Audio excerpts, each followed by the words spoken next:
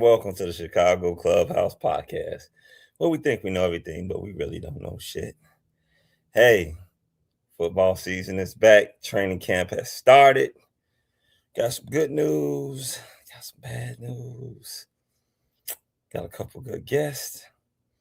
That and more on the Chicago Clubhouse podcast. Hey, Crook, hit it. You are now rocking with the Chicago Clubhouse podcast, where they think they know everything, but honestly, they don't know shit.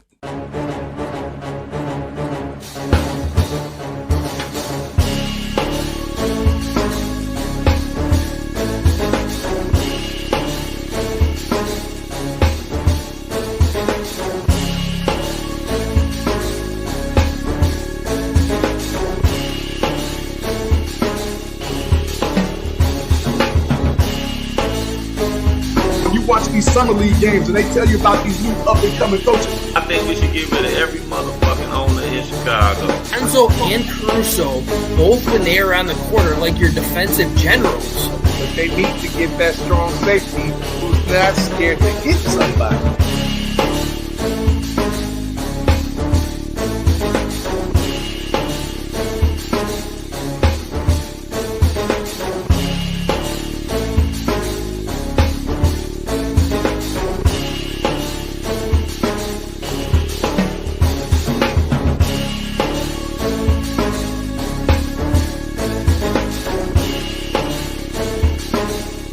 They really don't know shit.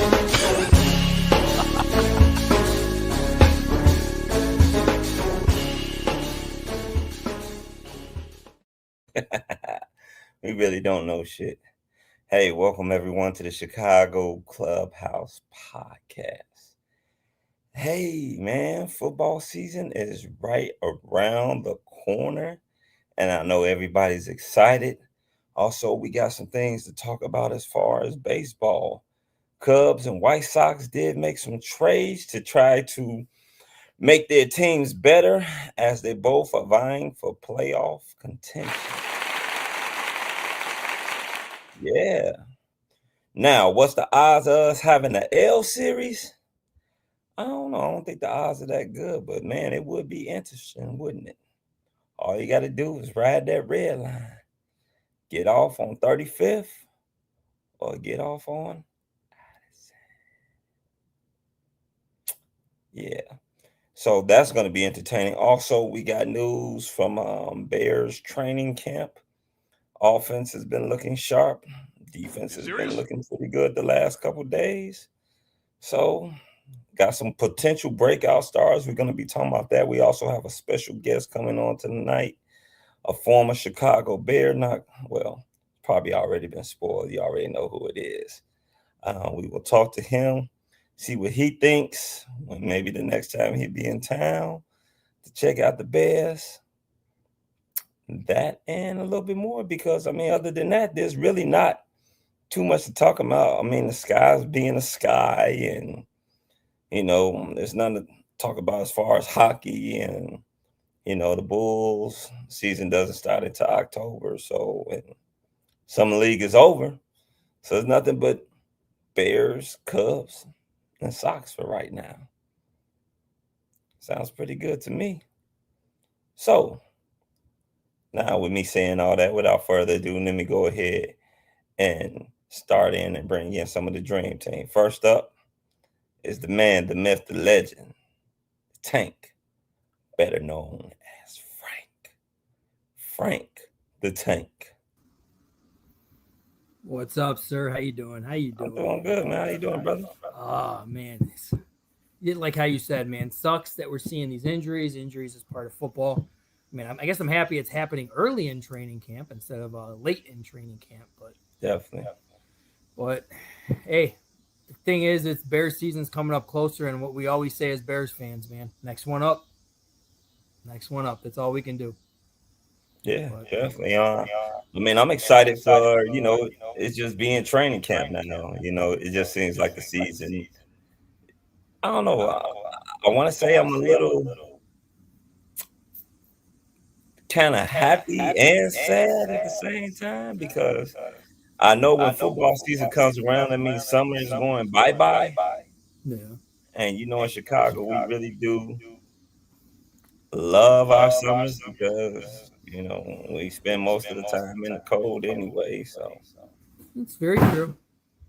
I mean, first thing you always think of, like how you said, though, man, that when the weather gets cold and it gets turned, that means we're getting into Bears season, man. We're a few games in, and I know it gets cold here in Chicago, but nothing says Chicago Bears like those freezing cold football games. Oh, yeah. And that's when you got a guy like Kyle Monungai, who you just love to death when you got those cold, frozen football games. So, do you hear an echo? I don't hear an echo. I hear an echo. Let us know in the chat. Does anyone else hearing an echo? Because I know Kamish said he heard an echo when Fowl said it, but I'm not hearing an echo on anybody. Yeah, I don't hear an echo when you talk about. I hear one when I talk. Huh? Yeah, I don't hear one when you're talking. Might be Crook stuff. I don't know. Maybe you might have to all these connect. Have to just mute Crook. Yeah. Serious? Or Crimson said a slight echo. Let's take a look.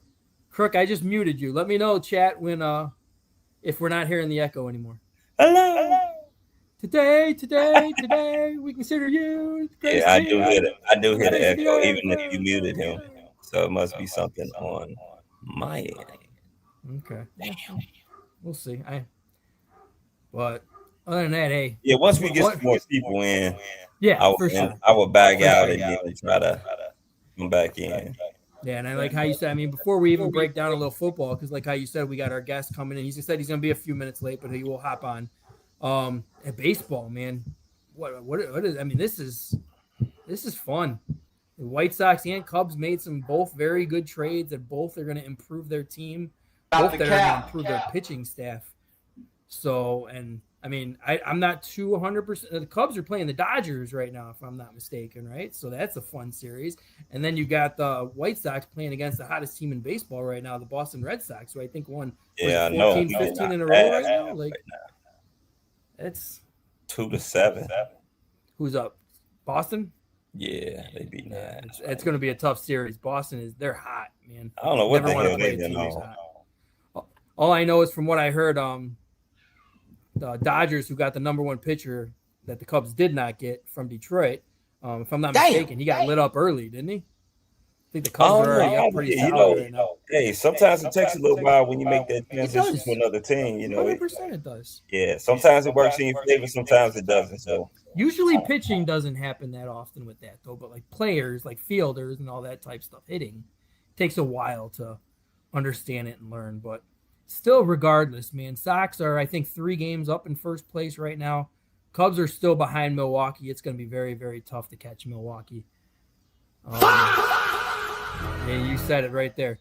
But when it comes down to it, I mean, it's going to be a fun finish to the season because both of these teams are playing very, very well. Yeah, they're playing good baseball. I mean, it's not often that we see both the Cubs and the Sox in contention and having winning records during this time of the season. So, I mean, it is very interesting. Yeah. I can't wait to see if both of them actually make the playoffs and what type of damage they'll do in the playoffs. Yeah, and I know I was joking around with it on the show last week, but I still believe it. I'm scared to death of the city of Chicago and if there's ever going to be a Cubs-Sox World Series. Because, I mean, think it'd be a civil everyone outside of Chicago sports fans goes like, "Isn't that a win for both teams? It's a guaranteed one of you are going to win." I was like, "No, it is totally different. Like us as Sox fans, we will root for the Cubs to win a World Series, but if it's against the Sox, it's going to be World War III starting in the city of Chicago if something like that happens. It will be a civil war. It's civil. That's even better. Yeah, that's even better. Gangs of New York, just right on the freaking border of North and South Side, just waiting there with baseball bats. Yeah, Sox are down 2-7, but they got a man on third and second with no outs. Sox are never down, man. I mean, 2-7 is a pretty 5-run lead is pretty tough, but they are never down. They were down 4-0 to the Yankees. Oh, I'm sorry, they're in the bottom. Yeah, they only scored 1 run. That's Boston with the man on. Oh, great. Way to ruin it now. Yeah. Yeah. Well, yeah, I mean, we could sit here and talk baseball, but we know, like, Blackhawks, nothing going on. Bulls, nothing going on. I mean, I guess if I had to bring up anything just to get it out of the way for the Blackhawks, Patrick Kane came out and told the Chicago front office that you are not giving me the captain. Connor Bedard is our captain. He is our future. He is wearing the C, not me. So shout out to him on that one. He wants no part in that. And that's really it. I mean, there's nothing to talk about with the Bulls. Yeah, there's nothing to talk about with the Bulls right now. There's nothing really to talk about the sky. The sky is the sky. Shout out to Lord Crimson and Bear Ski Films. There is still a slight echo, huh, Crimson? Damn. Yeah, man, I don't know what it is. That's still from 807. So never mind. That was the old one. No, I still hear the echo. You are still hearing it? I'm not. Yeah, I don't know what it is. I just hear it. Yeah, I'm not hearing anything. Yeah, it's. I don't know. It's kind of annoying to me because after I'm done saying whatever I say, I can just hear the echo. Yeah. Wait, what? But, I mean, yeah, we break. I know our JB's running a little late too, so hopefully we'll get him on soon and we can start talking a little bit more Bears. But I mean, we could break down a little bit of Bears right now. Let's break down some. I mean, listen, we talking about practice, not a game. We talking about practice. And that's perfectly said. Like, I mean, that's what we were talking about too. Like, I mean, your first practice, you're always worried about those little nagging injuries. But when it comes down to, and we'll bring him up because that's what everyone wants to talk about right now, is Coby Bryant, who gave us a big scare. We're lucky that it wasn't as serious as we thought it was going to be. But, like, non-contact injuries always scare you. Yeah. Always scare you because, I mean, from what I heard, they kind of just locked legs when they made a cut. He went down, and that was it. Yeah, definitely. It was a scary moment because I know everybody was holding their breath when the news came across that he was emotional. And then they heard that they carted him off the field. I said, hey, look, don't worry about the cart. I was scared. The field is that far away with it. It don't matter if he had a sprained ankle. They were still going to have to use the cart there. You're not wrong on that, but I'd be lying right now if I told you I wasn't scared when I heard. Like, the thing that got me the most was the emotional thing. That was the thing, because usually when somebody says emotional, they think it's a lot worse. But maybe he just assumed it was a lot worse, and it turns out that it wasn't. So, yeah, I'm just happy about that. His prognosis is what, 8 to 10 weeks, which isn't bad. I mean, he'll probably miss probably the first 4 to 6 games. Yeah. And then be back. Just hoping that we can stay injury free, as we've seen a couple. I mean, like I was telling people from the get-go, it's training camp. These guys haven't been hit. All right, I'm gonna step out. You're gonna leave me talking by myself? Damn it. Yeah. Hey, thank you. You're on mute. That's right. You muted me. Okay. I wanted to see if it was you, or I guess it was foul. So now I have an echo. So I think it's something. Are you like listening on the phone or something? No. Because So now you're it's the hearing an echo too. Yeah. The echo, I think you're causing the echo. What the hell? Because stop if I'm wrong, crowd. Because I'm hearing myself like solid. But let's ask somebody else. Yeah, well, Let's bring we got our stat stat man in the building right now. Yeah, and he's never told any fibs, so I mean, Yeah, he doesn't lie. He just, right? JB's just cautiously optimistic. Yes, the cautiously optimistic Clubhouse member. Let's bring him in, JB. What's up, sir? So you're our voting factor. Are you hearing an echo? Say something. Are you hearing an echo? Anything? Okay, so no, you sound clear to me. Yeah, that's weird. We're trying to Foul just jumped off, tried to reset because he thought it was him. I don't personally hear anything right now. Yeah, I don't hear any echoes either. How about now? God. Now I hear an echo. Oh, so it is foul then. Yeah, it is foul then. Because JB didn't hear the echo. It's God telling you not to take the show on your bed. What are you on, the iPad or the laptop?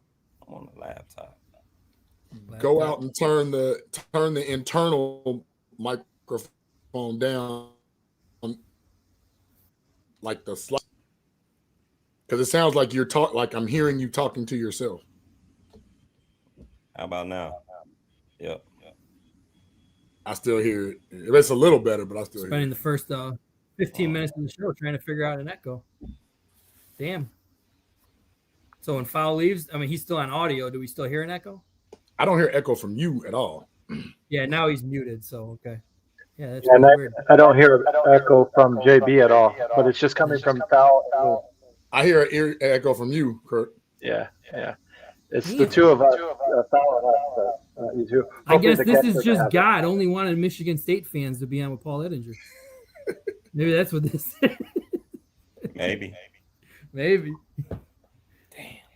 Try to get on your iPad, Foul. I mean, only thing I got is my phone here. Oh, you don't have the iPad today? Nah, not today. We'll make that was the kiddie thing. Yeah. So yeah, JB, before we got on, we were just talking about injuries, training camp injuries and everything. And everyone, Foul was saying he was not worried too much about Bryant or Coby Bryant until actually the facts came out. I'd lie if I said that, because I was worried whenever I hear a cart coming out, a non-contact injury, and him being emotional while he's going away on the cart. That always freaks me out. True. Maybe he was just emotional because he expected it to be a lot worse than it was. I don't know. I mean, either way, you don't want to get hurt, whether it's a minor injury or a significant injury. You don't want to get hurt at all. Yeah, week 2 of training camp, you never want that to happen, but especially right when you're starting to do contact. Right, but the thing about his injury, although thank God it's not a ligament tear or anything like that, but bone bruises are tricky. Remember, Kawhi Leonard seemed to have a bone bruise for like a year. Yeah, it's a lot of shit Kawhi Leonard had. True, but it's like the bone bruises. Thing I felt like was more up here than it was down there. But I mean, he's the one started load management, right? So, but it could be a toss up between him and LeBron on who started load management, but. No, it was definitely Kawhi. I'm not gonna blame LeBron. I think Kawhi definitely was the leading factor for sure, but and I'm talking about this after Kawhi when LeBron started doing it, so that does make sense. That probably was Kawhi. And I'm not giving LeBron James the benefit of a doubt, though. Fuck that guy. I'm loving what I'm hearing right now out of training camp as far as when it comes down to the offense looking good. The defense is moving around, flying, which is a good thing as well. Hopefully, we have a couple players back. Hopefully, Kyler Gordon will be back out there soon. We already know that we won't be having Coby Byrant anytime soon. So let him rest up. Coby! Yeah, Kyler, from what I'm hearing, is supposed to be back start of next week, unless coaching staff decides to hold him out another week. But he is expected to be back next week.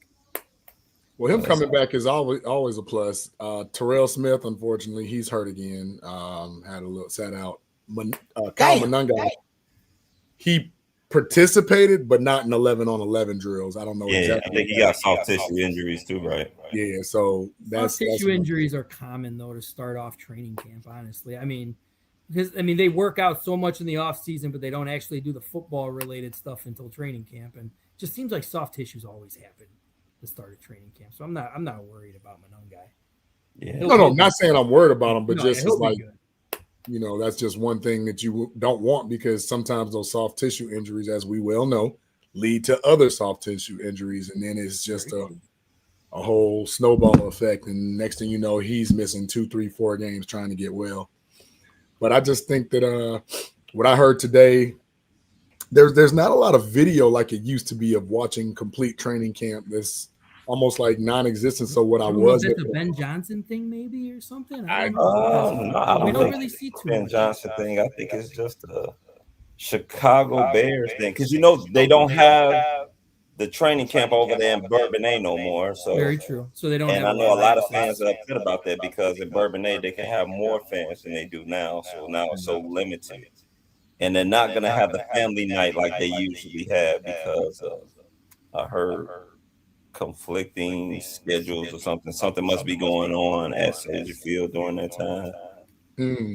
So they won't be having family night there either, which sucks, because that's what I've been going to the last couple of years. Well, hopefully that's more or less of a one-time deal than not something that's moving forward. Like if they double scheduled, obviously you would think the powers that be would push whatever is aside for the Bears for a family night, but you never know what it is with the friends of the park. You never know what it is. But I want to shift, because I did like what I was hearing about how the defense was flying around and playing aggressive today. Offense didn't play as well. They had some false start penalties and stuff like that. I'll get into that. I just like the fact that kind of like bringing to light what we spoke to in the chat. I'm glad they hitting, man. Like let's swap some paint. Let's do it. I love that. None of that soft Eberflus crap where they don't touch each other the entire training camp. I can't stand it. Yeah, like I don't want flags football in training camp. Yeah. I don't personally like it, because then by the time week 1, week 2, week 3, people are finally getting hit and getting acclimated, and unfortunately, statistics show that more people are getting these injuries with less hitting. Yeah, which is just baffling to me. But yeah, I was listening to Herb Howard, and he was talking about Devin Bush, how Devin Bush was flying around. He said he's moving as fast as any linebacker he's ever seen put on the Chicago Bears. That's one thing that we do know about, Devin Bush. He did run a pretty good fast 40 time. He said he's hitting the holes. He's covering. He's having a hard time, I guess, covering maybe some taller guys because of his Loveland. It was Loveland. Yeah, not too many people can guard Loveland. There's not too many people who can guard. Versus a guy that's like 5'11", 6 foot, and he's keeping up with him. It's just that Loveland has the height over him, and Loveland's been making a couple crazy catches on everybody I've been hearing so far. He's having a monster start off the camp, man. Like he is just. Yeah, he definitely is. It's one of those things where it's like, and I hope he speaks when I say this. Have you all not been hearing Rome Odunze's name? You know what? Like, I wanted to actually discuss that because Rome Odunze's dad, shout out, like I was talking to him about this. And he was like, listen, the first 3 or 4 days of training camp, all they kept showing was videos of Rome catching the ball, Rome doing this, Rome catching this, great route, catch this.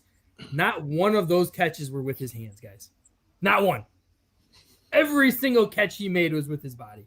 And I'm like sitting there, I'm like, I'm not happy about this, guys. I know it's first week of training camp, but you guys are wow because a 10th overall pick is catching the ball at training camp. I want him to catch it with his damn hands. Yeah. Every single thing is coming right here. Stop. Get it out there, please. I can't say that I've seen everyone with him catching with his body. I saw 3 catches where they were all 3 of them were right into his body. And the thing is, and let's just be completely transparent here, and I know it's easy to poo-poo on a guy when things ain't going right. Mhm. It's not like Rome has had he had a bad season last year. He had some drops, definitely, but he was leading, or at least up there in the NFL as far as when it came down to receptions and touchdowns last year, until he got the foot injury. I mean, I tell you this, he's looking better than Marvin Harrison is over there in Arizona. You're not lying about that. Yeah, I think everybody on this panel would have loved to hunt Marvin Harrison. And I think that's what happens when you go to Arizona, man. Like you're just unless you're Trey McBride. Yeah. Not even just Trey McBride, the other wide receiver. Wilson, Mike Wilson. Yeah. So, and I think the thing is with Rome, I think people want him to be successful. We're looking for maybe 100 catch season and 1,000-yard season from him. And right now, people are just so enamored with Luther Burden III that they sort of putting like Rome in the back burner. Like if Luther does something, it's like, oh man, Luther out there killing. And then in Rome do something, oh yeah, Rome he had a nice catch. Well, that's the media spin too, because what I've been hearing is when they refer to Luther, that's a number one wide receiver right there. That's the Bears' number one right there. Then it's like, oh yeah, Rome made a high point catch, a 50-50 ball. Yeah, it's like they're already saying they're choosing sides. It is. It's 100% a media type thing and everything. Like Luther Burden is, I think what we all love about Luther so much is he is the entire package. Like he is a monster blocker. He runs really good routes. He makes really good catches, and he's got good speed. But I mean, this might be a good thing if Luther is planning on being our next DJ Moore, which we're really hoping he will be. And then Rome Odunze comes out, and a lot of people see single coverage on him, and maybe Rome has a monster start off to the year, like going into like week 5, week 6. But the only thing I don't want is I don't want him targeted like 15 times a game, like he was. I don't think you can, Frank. That's the thing. 100% agree with that. If you repeat the same thing, then you kind of like you're trying to force a narrative with one player because this is who was handpicked for your quarterback. I just feel that Caleb would be better served if Rome was like in that second. And I'm not saying second like it's a bad thing, right? I mean, you had George Pickens and CeeDee Lamb. I don't know who was 1 and 2 and 1A and 1B and all that. But you can have 2 very, very good dominant receivers. But you have to get Colston Loveland the ball too. Well, you cannot. Colston Loveland should be your number one targeted guy. I feel like he's got to be featured. He's unguardable. He is. He is 100% unguardable. And I mean, Lord Crimson. I mean, shout out, and I understand what you're saying with his phenomenal start off to the season, but you can't forget how much he was targeted and how much like DJ Moore had like 2 games where he didn't see 1 target. Like they were force feeding Rome Odunze the ball. And we've said this on the show numerous times, and I'm not saying it in a negative way, but Rome Odunze getting hurt was the best thing that could have happened to Caleb Williams.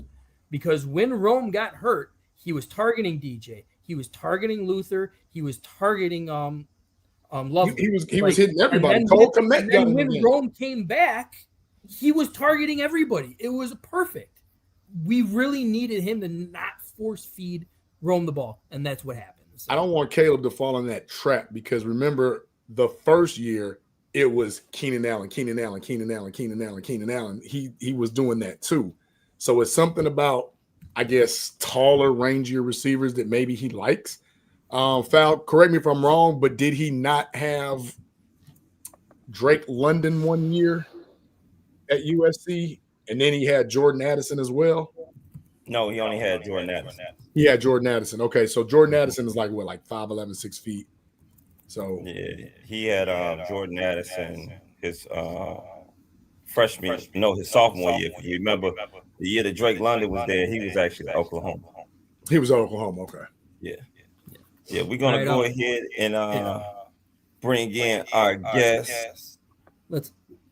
We got an awesome little tribute. We got an awesome little tribute that we wanted to play for our guy because he's not just a guest. Paul is family, dude. Love him to death, man. Can't wait for him to come into town again so we can hang out also. So, Kamish, hit me with that tribute. Yeah. Build it up. Don't blink. Gradual growth, but the pressure feel heavy. Sign my own chart, I never asked that they ready. Carved days like sculpture, chip stress on the stone. Every cut intentional, every line my own. They wanna divide the room, sell fear to the voter. I stay neutral, move smart, get colder and colder. They advertise dreams, never show you the toll. I pay cash in the dark, kept receipts for my soul. They label truth loud when it don't be. Hey, stay up life with a number like a convict name. I don't beg for a pass or a special exemption. I earn space for my steps and my measured attention. No pause when the weight lean in. I don't crack, I recalibrate, then win. If the ground shake out, why am I stand? Slow, I get advanced. Heavy motion. I move precise, step by step and no roll of the dice. Carry the load, every mile adds strength to the code. Heavy motion. Don't ask, don't wait, I don't borrow belief, I generate heavy motion. I stay in my zone, built to last, not just be shown. They sell a life neat like a housewife ad. Perfect kitchen never show what it cost them to have. I don't buy the image, I buy the grind. I read between frames, then redesign. If the map misleading, I draft my own. Ink drop quick, just stacked up, I don't hold or flee. I just wait in the leverage mechanically. I don't panic when the pace feels slow.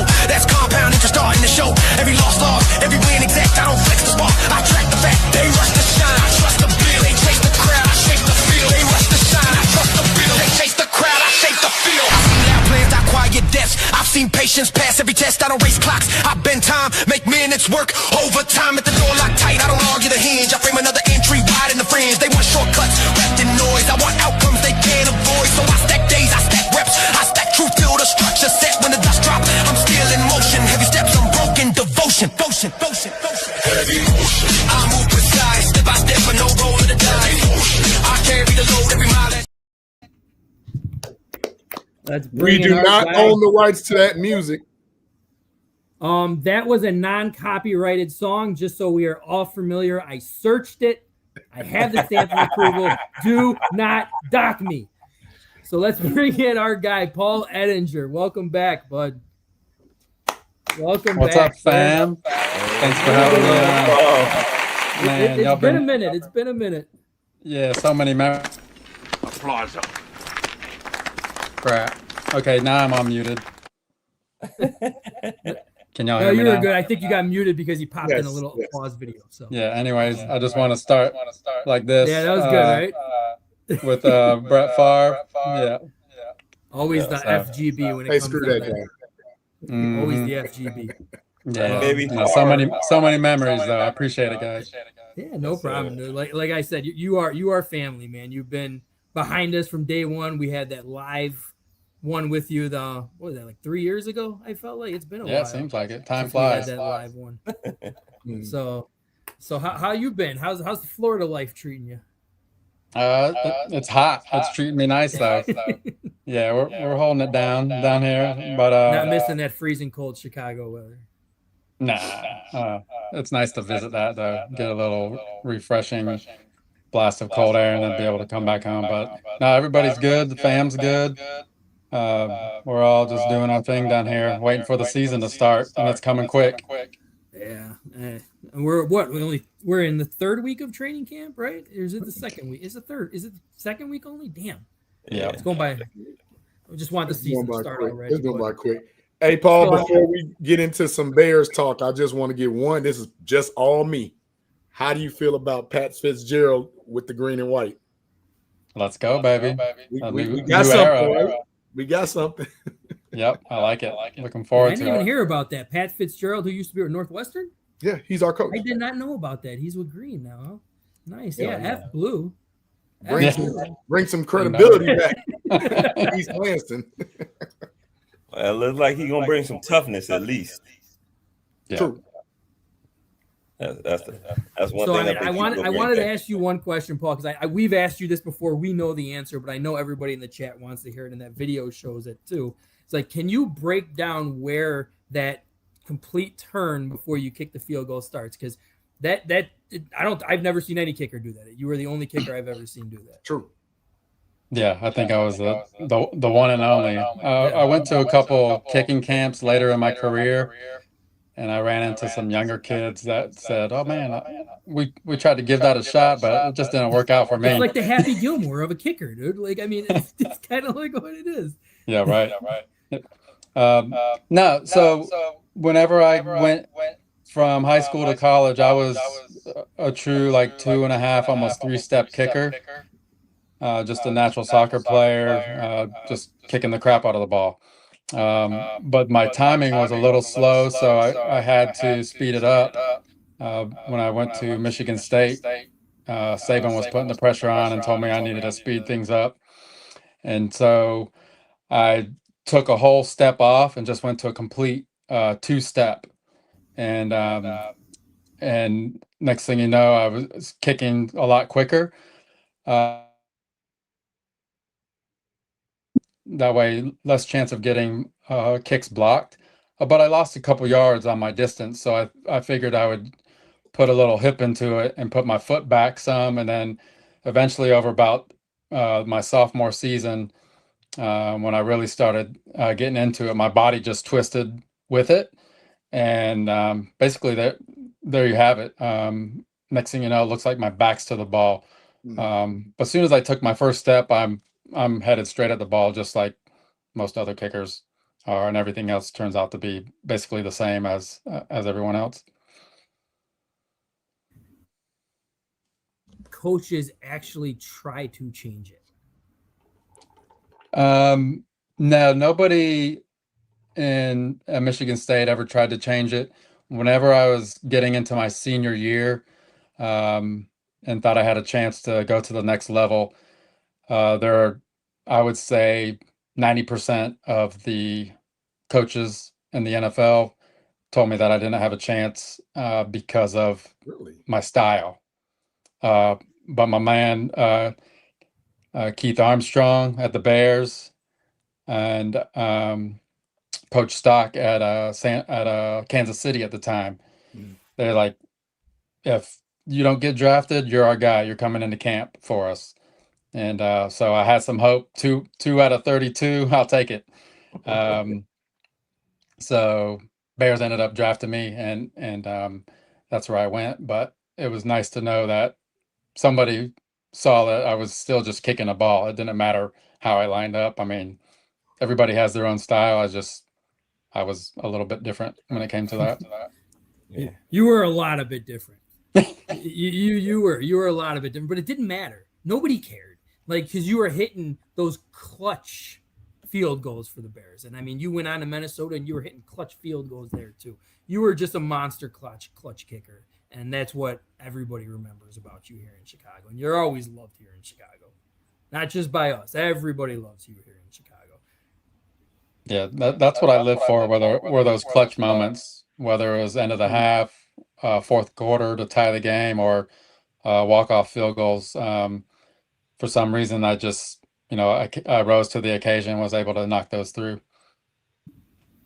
And perfect from extra points too. That's crucial.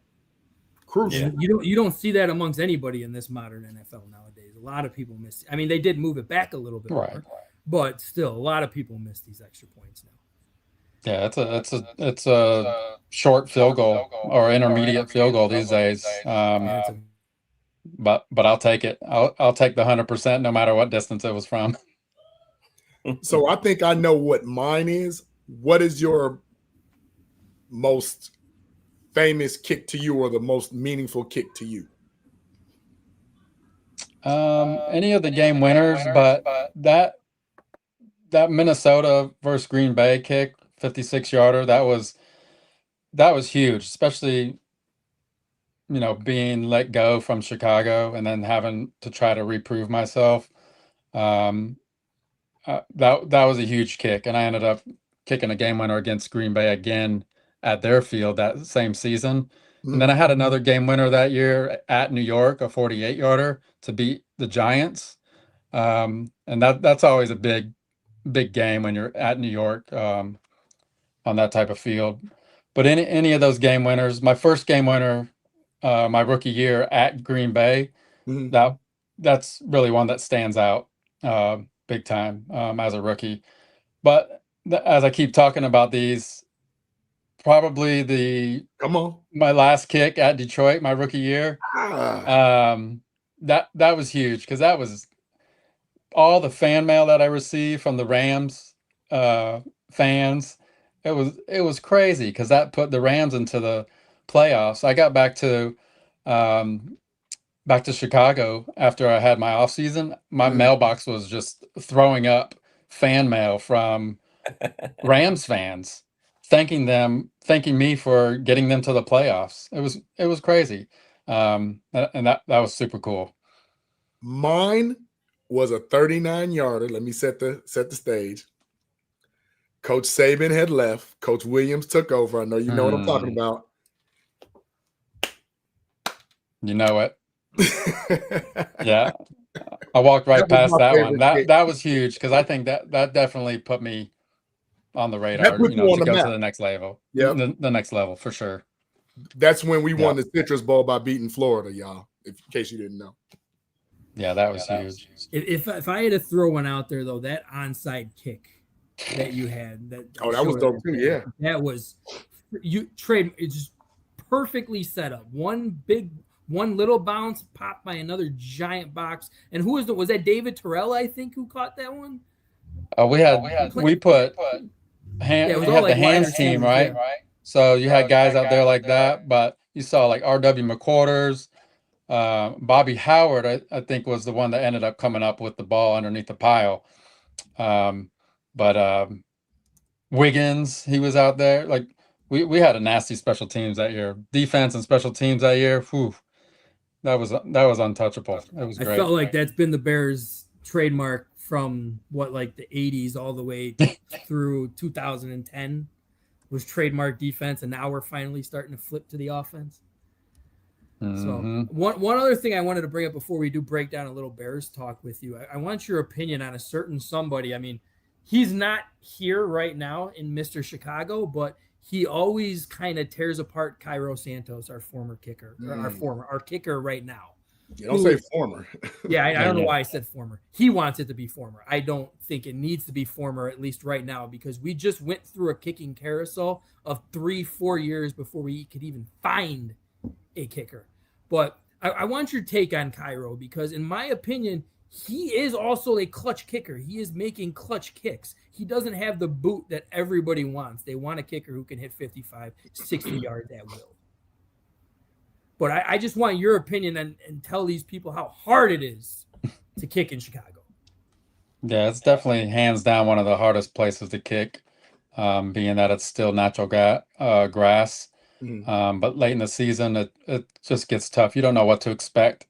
It's a home field advantage, especially for teams coming in from the South that have been playing in Florida or in a dome all season long, and then trying to come into Soldier Field.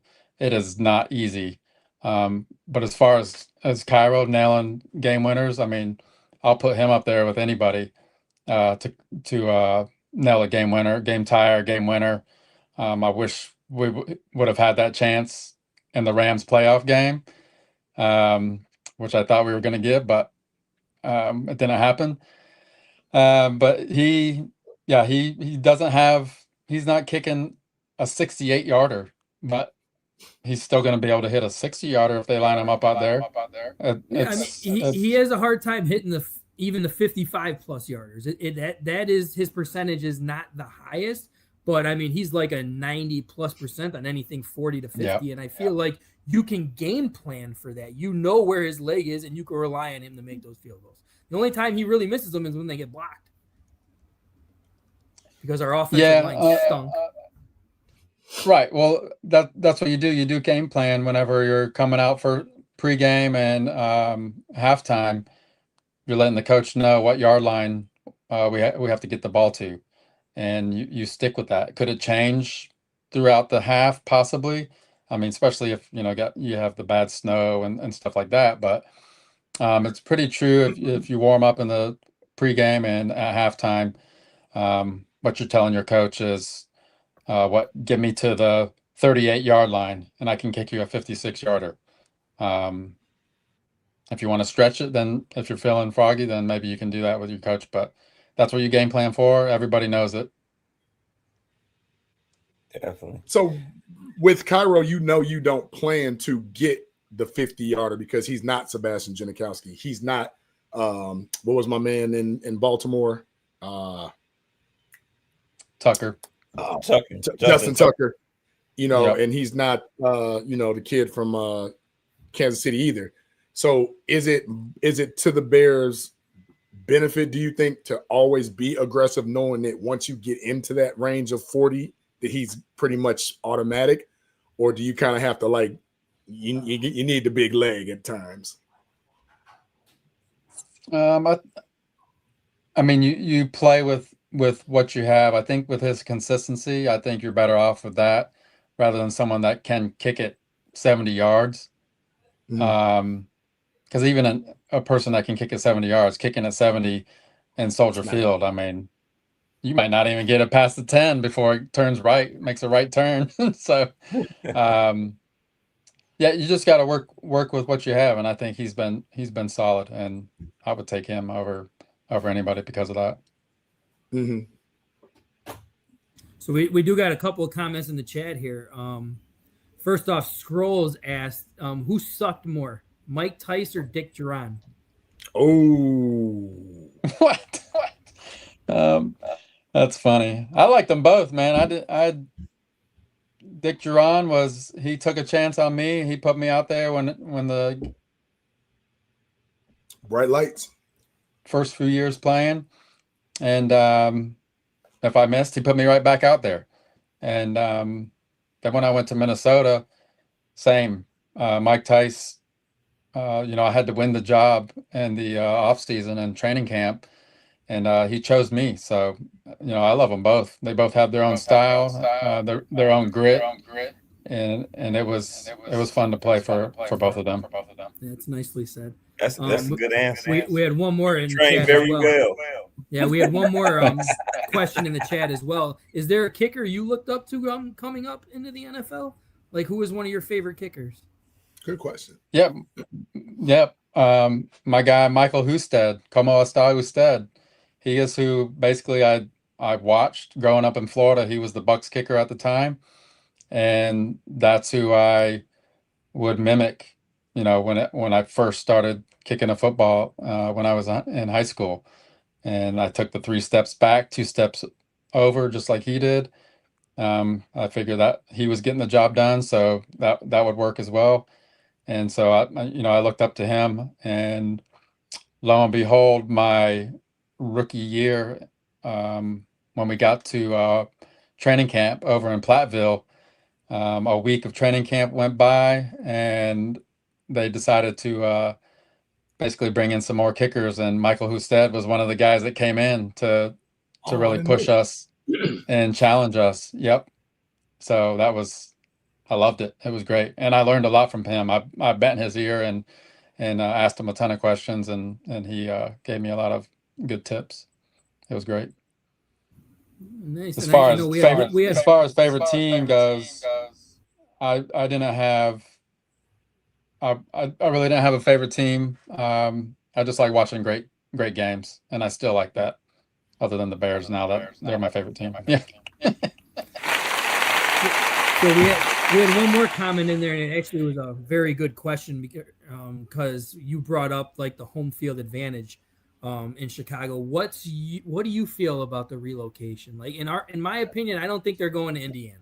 I don't think that is happening. I still think Arlington is in the cards, and I still feel like they are going to put a dome probably on Arlington as well. But what is your opinion on what do you think the Chicago Bears should do? I feel like the Arlington is a great idea. If it could stay in downtown Chicago, that'd be great. It's Chicago Bears. It'd be amazing.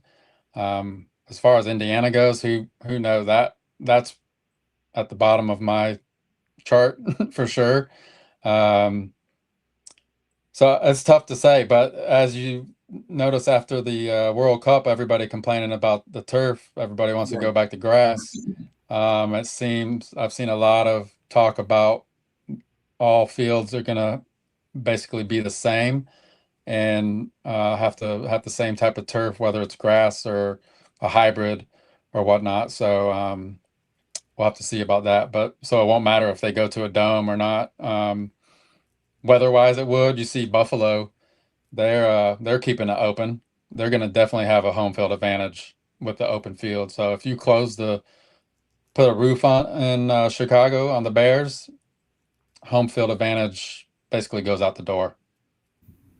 Oh yeah, and I agree with that. I know it's something we always brought, and you said it too. I mean, Arlington's like 15 minutes from my house, so I mean, I would absolutely love yeah, that. well, we know But you. I know, but in my opinion, I'd rather them stay in Chicago too, because it's in the Chicago. I want them on the lakefront. Do I want them out of Soldier Field? Yes, because I think that is kind of a shithole building. Even after they remodeled it, I still feel like it's a crap building. But we always joke around and saying, if Chicago would literally just say, look, we have the old McCormick place just sitting there collecting rust, collecting dust, rat droppings, everything. It is yours. Do whatever that you want. Whatever that you want. I don't think the Bears would ever be able to turn that down. Well, that's what most of these stadiums, when they replace them, they just build in the parking lot next door. So I mean, it's ready to go. Yeah. Yeah, you went through the rebuild, Paul. Remember, you were there when they renovated the stadium, so it was better the first time. Yeah, old Soldier Field was great. The wind is so much worse than the new Soldier Field. It's imagine that. Yeah, I know they were talking about I don't know. It's either something with the Bears or the city. They don't want the Bears to basically. They don't mind the Bears owning their own stadium. They just don't want it to be right there on the lakefront. They want it to be, at least what the mayor was saying, they want it to be publicly owned. And the Bears, I don't think that's not what they're aiming for. That's why Indiana and Arlington Heights are on the table for them, because they want to own the stadium. They don't want to have it publicly owned. I think they already have a bad taste in their mouth by, basically renting Soldier Field from the Chicago Park District, where they got to share a lot of the proceeds or whatnot, and of course during the off season when they have all types of events and concerts there, they get absolutely nothing from it at all. So it is what it is. So Paul, tell me, what are your expectations this year of the Chicago Bears? No, we need to go all the way to the Super Bowl. After last season, the production was amazing, and I don't see why we can't repeat. I mean, I'll just leave it at that. I'm looking to go to the Super Bowl. You serious? I mean, that's a prayer for all of us on that one. I think the only thing that really, in my opinion, stands in our way is what's his name going to the Rams, and it's just like, my God, man, like that's going to be a very, very tough team to get past. But they do have one of the hardest schedules in the NFL too, so they're going to have to make a point early in the season for sure. Yeah, you just got to come out of the gate swinging. I don't, but see, that's the thing. I'm worried about regression only because now there's film and you already know how people adjust, and some slickster will, I'm just going to run the ball down and run the clock down every single time to keep the Bears offense off the field, or I'm going to do more running to Dio Adangbo and Austin Booker's side because I know that they're weak and deficient in the run stopping game. What do you feel that we need to enhance to keep that playoff push? 11-6 was great, but we had 6 regular season, 1-score comeback victories, and 1 in the playoffs. That's not always sustainable. Yeah, foul. We'll definitely be up at a game. I heard you ask if we were coming. We'll definitely be up there. I think early in the season for Vikings game. Yep. Okay. I think that's the plan. But like you said, JB, you can't leave it up to try to win games, that many games at the end. But sometimes that's just the way it turns out. You can't predict how the games are going to go. You want to blow everybody out, but it's just not going to happen every time. So I feel like, though, whenever we discuss like how many close game wins they had last year, you think of the year before that we lost all those close wins games the year before. So I mean, you can keep that going. It's kind of like how you do it, because Caleb improved so much, in my opinion, going from the first half to the second half of the season, and looking at him, and I know it's camp, it's practice, nobody cares or something like that. But he actually, I didn't even think he needed to lose weight, but for some odd reason, he lost so much weight and got so much more upper body strength to go along with his lower body strength. Like, he looks like he is ready to go, and I love that. And I think Ben Johnson sees that as well.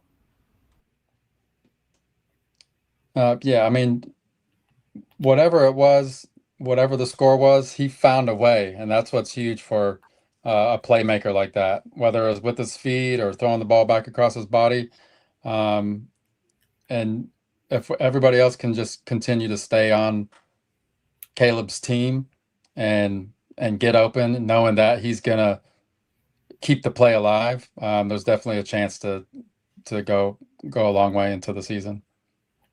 Yeah, more importantly, the reason why I don't really think about regression like that is because I want to say probably the first time in a very, very long time, I feel comfortable with the coaching staff. And I know people sit up there and say, oh, it was 1 year. Ben Johnson's offense the last 4 years has been top 10. So it's not no fluke. It's not no 1 year wonder like Matt Nagy was.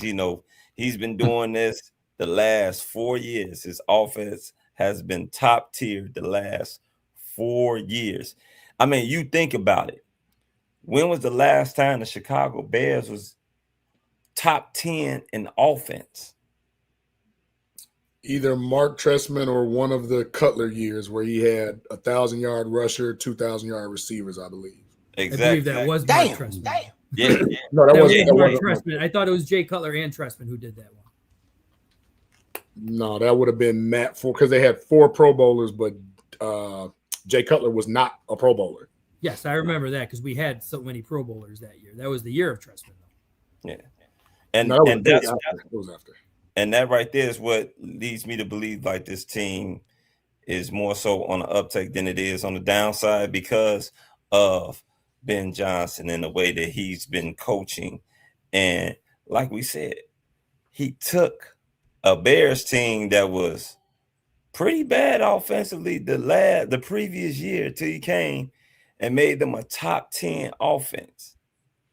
And now he's got a second year to get everything together. I don't think teams are going to figure him out like that. Like, oh, man, they got film on him. They had film on him in Detroit, and all they did was be a top 10 offense. It's not like the scheme ain't changed. Still the same guy. Yeah, it goes both ways. We're, as Bears coaching staff, they're going to be watching film on everybody else as well. So you still got to step up to the plate every Sunday. Yeah, definitely. Yeah, I've seen it. You've seen it. We've all seen it. I just until it actually happens, I just cringe that we didn't get like a little bit better in certain areas. The left tackle position is still, to me, it's still not where we need. We got a dominant top 3 right tackle. We have a top 1 left guard. We have a pretty adequate right guard. And then the left tackle, any 4 of us could probably go and do the same job. And I'm not even playing when I say that. It just bothers me because now we've seen the evolution. We've seen the guy throw for 5,000 yards. And then even the great Patrick Mahomes, it was another 4 or 5 years before he threw for 5,000 yards again. So things like that. Justin Herbert threw for 5,000 yards, came out, hasn't duplicated that success. The rookie sensation that C.J. Stroud showed us, couldn't duplicate it.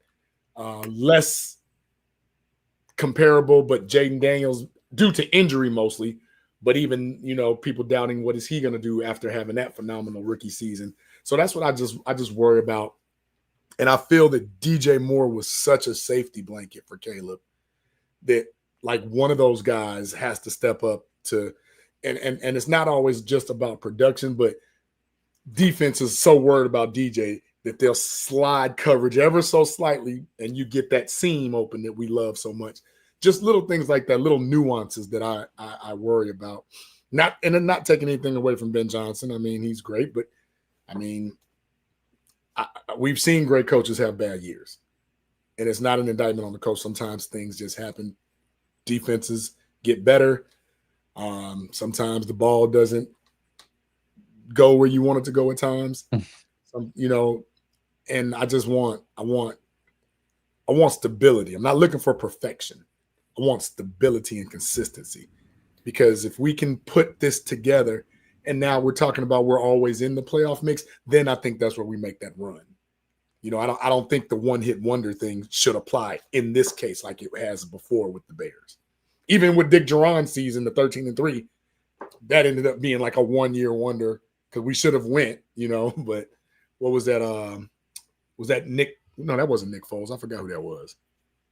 We lost to Philly, didn't we? Yep, Donovan. Yep. Donovan. Oh shit, Donovan. Duh. Yep. That was They clutch. came to our house and walked out with the dub. Yeah, because I think they took Jim Miller out, didn't they? I think the defensive end took him out. What was his name? Was it Hugh Douglas? Oh, that was Hugh, Big Hugh Douglas. Yeah, he took Jim Miller out.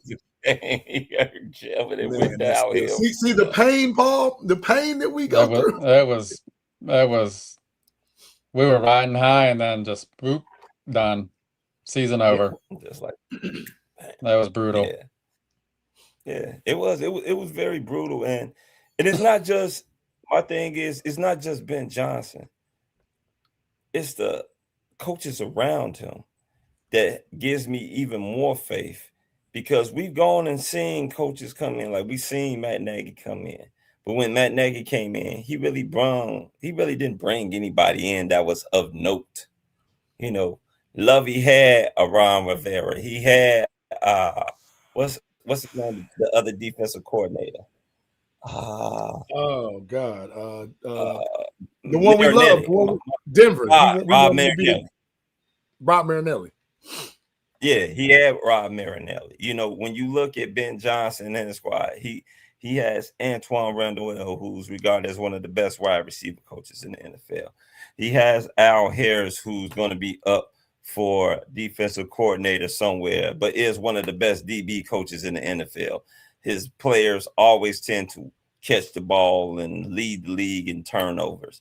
He has Dennis Allen, who is a Super Bowl winning coach, a guy that has experience. Even last year, he had Rob Bellamy. Shout out to Ron Bellamy and prayers up to his wife.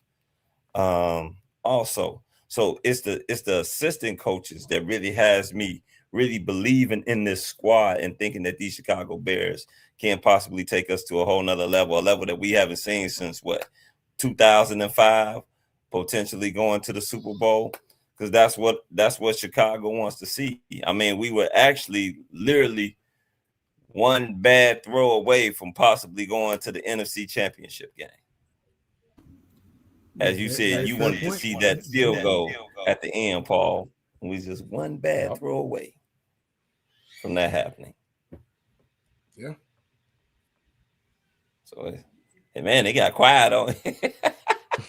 You had to bring up that game, man. That game, you don't even want to think about. The only thing worse than that game is the double doink game. Like, I mean, please don't bring that against Philadelphia again. That was Nick Foles. Shoot. That was yes. Yeah. Oh God. So, Paul, I want to ask you this also. Do you have I don't know if you looked at the schedule. Maybe we can even bring it up for you. Do you have a early record prediction for the Chicago Bears?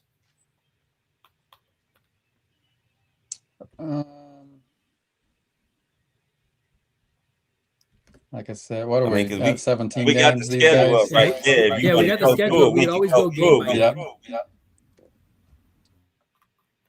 I think if we can have a solid, 12-5 and stay healthy, I think we got a good chance of going far.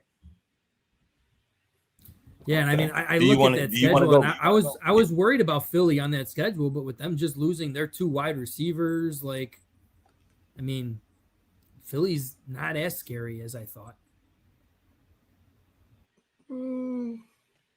As scary. I'm not saying they're not scary. Right. They're not as scary losing those two. They're still one very well coached, though, Frank. Very well coached.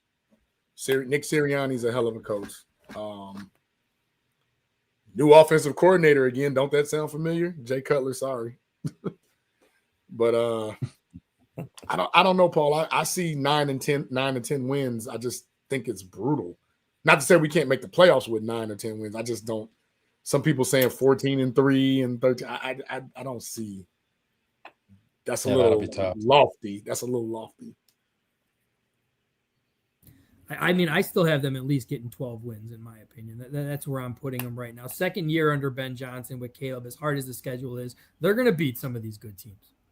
They are going to be. And, I mean, defensively, I know a lot of people don't agree. I feel they did still get better because they got speed. They might have gotten a little worse in coverage, but they got speed now. But, I mean, who knows now, losing a piece like Coby Bryant on that secondary at safety is going to hurt big time for that defense. It's got to get Kyler Gordon back healthy. Mm-hmm. Well, Coby will be back for the last 3 quarters of the season, hopefully, as long as he can make it happen. Yeah. I mean, I'm just glad it's not a ACL or what are we talking like week 6 muscle somewhere, meniscus. Yeah, they're saying between week 3 to week 6 is kind of like what they're saying. Yeah, because I was doing the math 8 to 10, and then we have a bye week 5, right? Yeah, so then that would be. I wouldn't even push him back before then.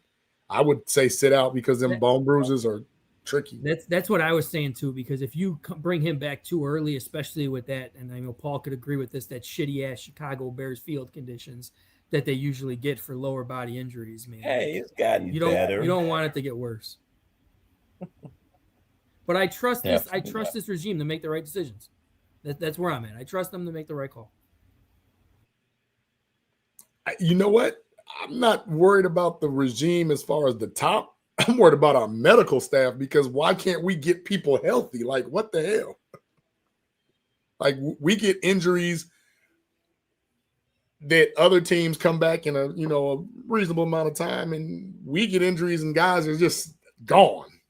Like, maybe we should evaluate our medical staff and get some different personnel in there, because it's just horrific the way that some of these guys just continue to get the same injuries. I don't know what the treatment looks like now. I just feel health is wealth, and I feel like if you give us a fully healthy team, now we can compete with the big boys. But we have to have that health.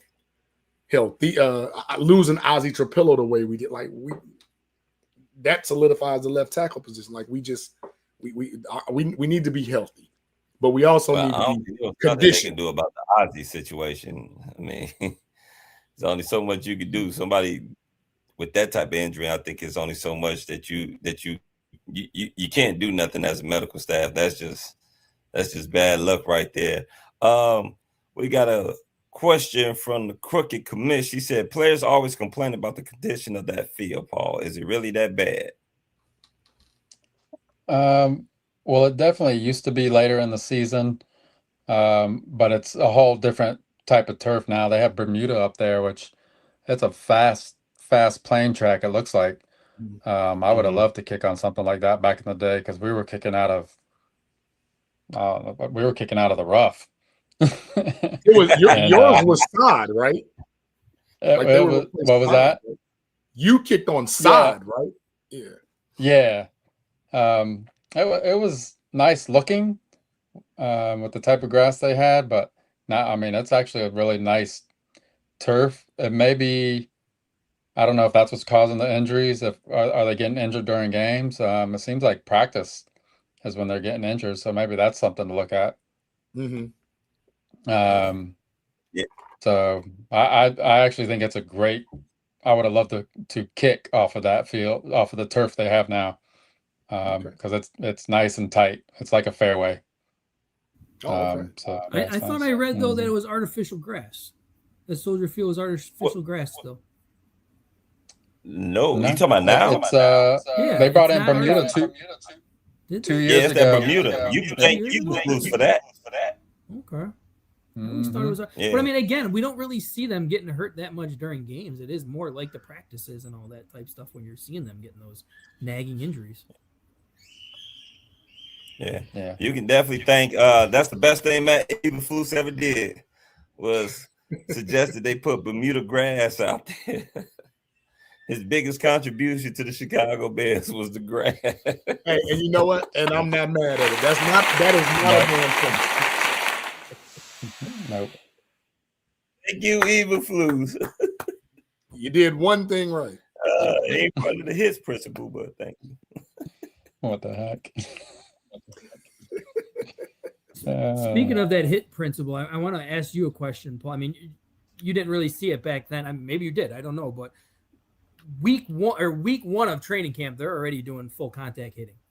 How do you feel about that? Because us as Bears fans, I love it. I love it because I know that they're going to be physically ready by week one. But a lot of other people are like, "Oh, they're going to get hurt." Like we're having a bunch of LeBron I love James it. That's what you signed up. Thank you. That's what you signed up for. We talk about it in our family all the time. Like,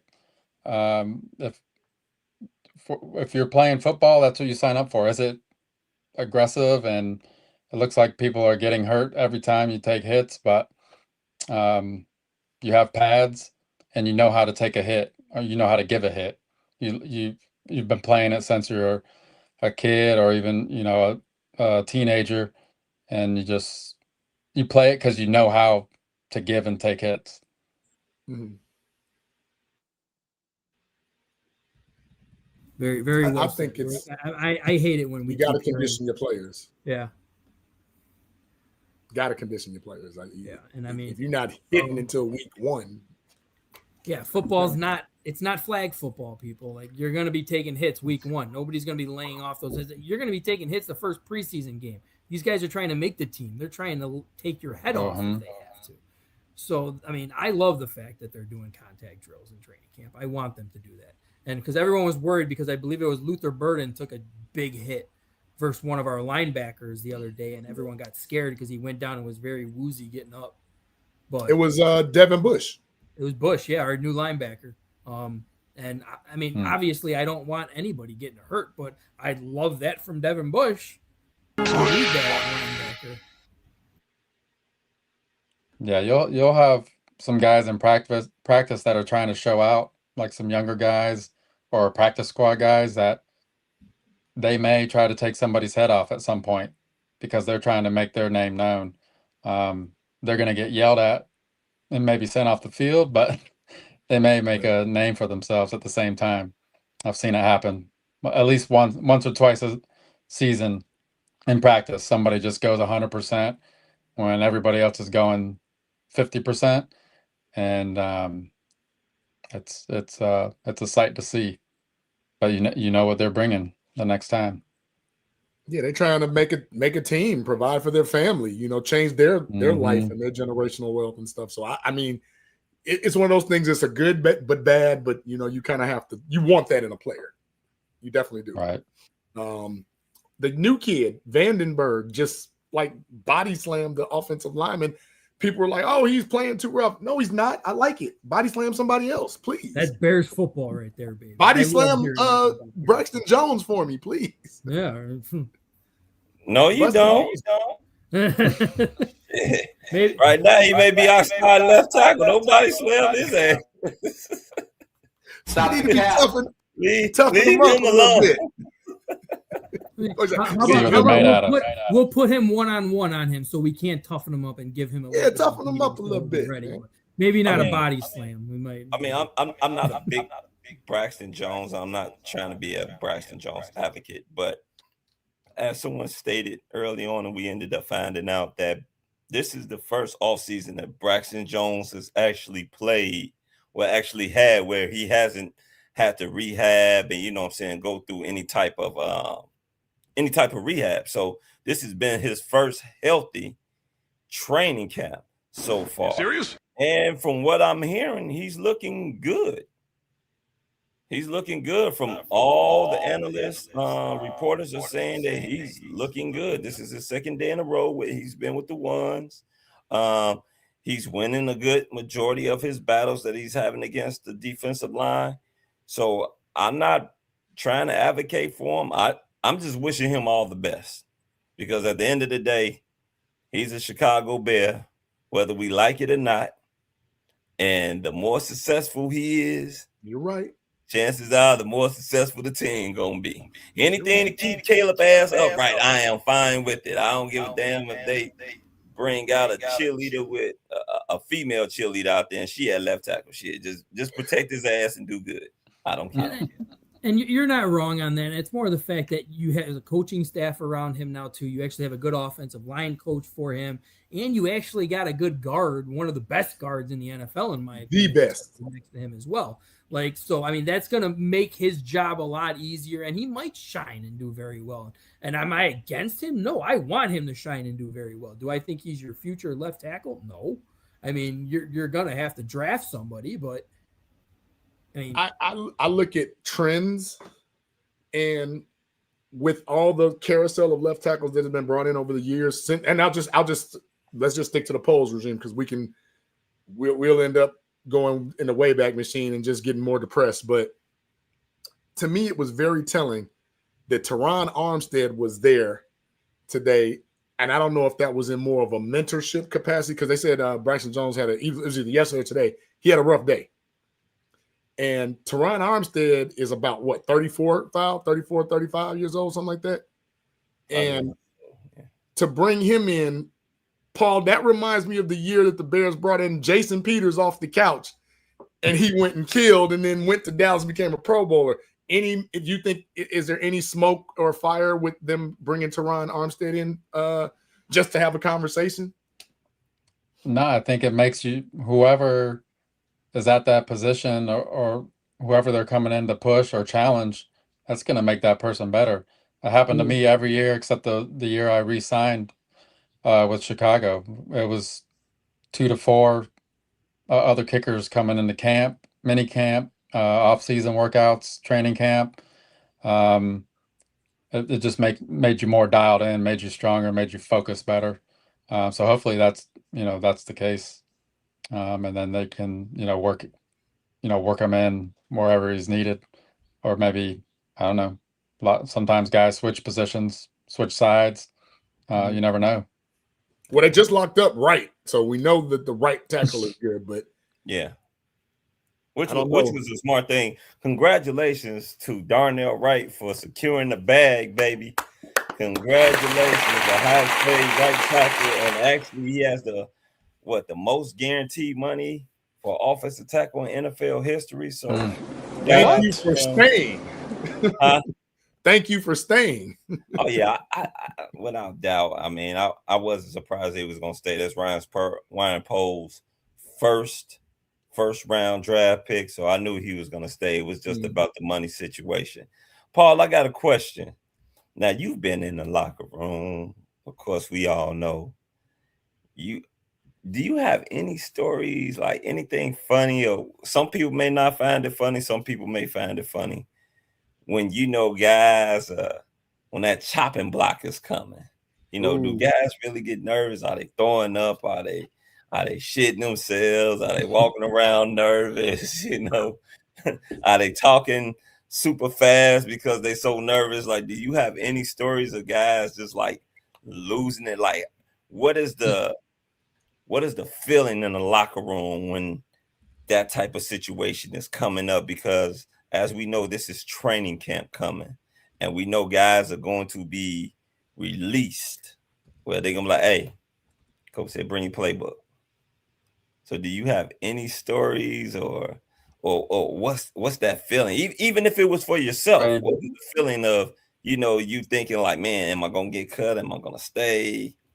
Yeah, I mean, it's definitely a thing, especially when you're being challenged and you have someone working in with the ones whenever you think you're a number one position. But whenever those different dates come and we got to get down to this number and this number, there's a little buzz in the atmosphere. And for me, the year that I was let go, just, sometimes you don't see it coming. You think you're working hard and doing your thing, and you have a good camp, and then someone else has different plans for you. So maybe, those are some feelings that some of the players may have as well. That's why every second you're on the field, that there's video on you and you want to put your best video out. Like we talked about earlier, somebody, on a practice squad or something, maybe trying to take off somebody's head, but they're just trying to make their own highlight video. So if they do get released, they can share that with another team, or a coach can recommend them to another coach at another team. So you're always just putting your best foot forward and trying to ball out every day. Well said. And Paul, I don't want to keep you that much longer, man, because I know you are an hour ahead of us. So, and you do have work in the morning. So, if you got to head out, man, no hard feelings. We're definitely going to get you back on again because we always love having you on. And especially, hopefully, we'll try to set up something for Alumni Night again this year because I know you guys are coming down again for Alumni Night in, what is that, mid-September, I think is what it is. Whether we get a giant group outing or not, maybe we could just get our group to come out there. And do you have the dates yet? I think it's like September. I think it's 20th. Is it 20th? I thought it was like 18th to 20th, somewhere in between like that range. Yeah. So let's see if we can do Izzy's restaurant. Give Izzy a show. Let's see if we can call Israel Adonijah and go over to his spot and just hang out. Make it like a Friday night. Yeah, absolutely. Yeah, absolutely. Yeah, I was gonna ask too, Paul. Are you gonna go? Well, I know it's. Well, I don't know how close it is, but I know it is in Florida. Are you gonna go to the Bears when they play Bears game when they play the Dolphins? Were they playing this year? Yeah, they be playing in Miami in December. I actually was just talking to some of my coworkers that live down there and asked them what's up with that. But I definitely want to try to. It's December 13th. It's on the radar. It's on the calendar, tentative. Yeah. So we'll see. I definitely would like to get to it if I can make it work out. Yeah, because I think that's going to be the one game that I am going to go to. Okay. Isn't that Chicago takeover again, Fal? I'm pretty sure they're going to do it because, they like going to nice cities. Yeah, well, I heard it was 2 this year. Hey. Hey. I love y'all. We're coming in on September. Oh, yeah, we be ready. Be ready. Yep, Go green. We'll definitely get together. Tell the Go kids, green. Yeah. Cocktail ready. I love you, Miss Sandra, if you're watching. She's watching. Yeah, kitty cocktails on deck. That's right. Temple. Yeah, all right, Paul, but yeah, we'll let you go, man. We'll definitely keep in touch. We'll talk, and yeah, we'll definitely get together when you guys. Hey, come back. That's fine. Thanks, fam. I love you guys. Looking forward. Hopefully, we can hook up in the Shy. Sure. And let me know when you guys are coming to Florida. Oh yeah, Miami. I will be there. Let's put that together now. I need a vacation. Shoot. Let's do it. All right. All right, brother. I'll see you, man. All right, take care, man. Peace. That was Paul Edinger, former Chicago Bears kicker and friend and family of the show. And his beautiful wife, Amber, and their kids, man. Good people. Great people. I love it, man. I love when we have former players on, man. It's always a blessing just to have them on and to hear their experiences that they've gone and experienced being and playing with the Chicago Bears, and as far as their love for the city of Chicago as well. I said as well. Yeah. That's what happens when you need something to drink, you sound a little crazy. Anyway, do I still have an echo that's hitting me with? That's you. It is me. Now what? Yeah, every time you mute, we don't hear it no more. Right, it was never you, Fal. So it's just weird because JB, you and me were on, and there was no echo. I'm gonna try to log off, reboot my computer, and log back on. I'm gonna see what happens. Okay. Bobby, put him in the bed. Sonny, any mushes in there ain't gonna fit. I don't give a fuck. Put him in.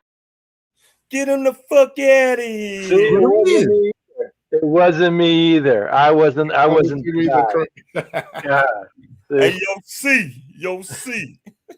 Hey, man, it was Frankie, man. It was Frankie. Yeah, do coffee face.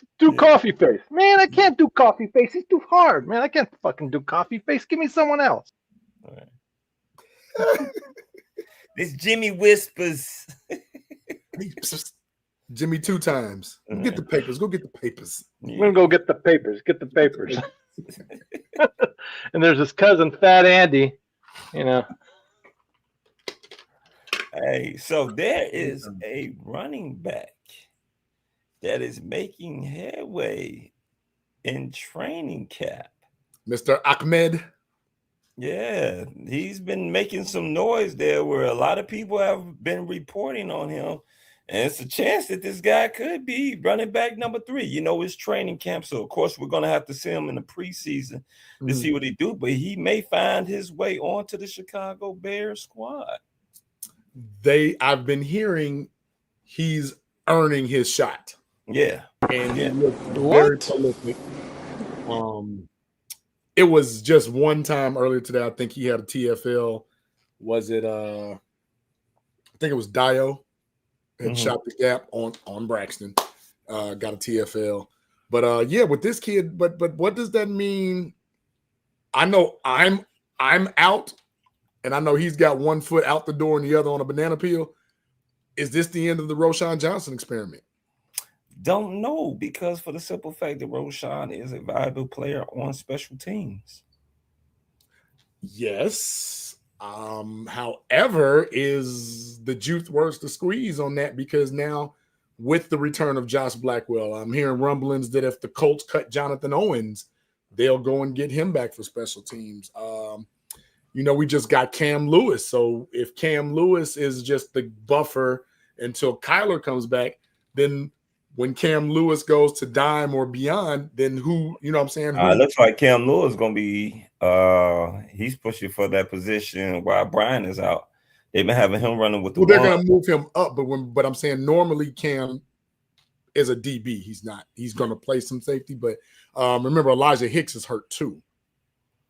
Yeah, I mean, the thing is he's on the pup list, matter of fact, I think. Huh? Right? He's on the pup list, if I'm not mistaken. Yeah, well, you got to think about it. They need at least 4 safeties. And if you got Cam Lewis, you got Elijah Hicks, you got Thielman, and then you got Coby Bryant, there's your 4 safeties right there.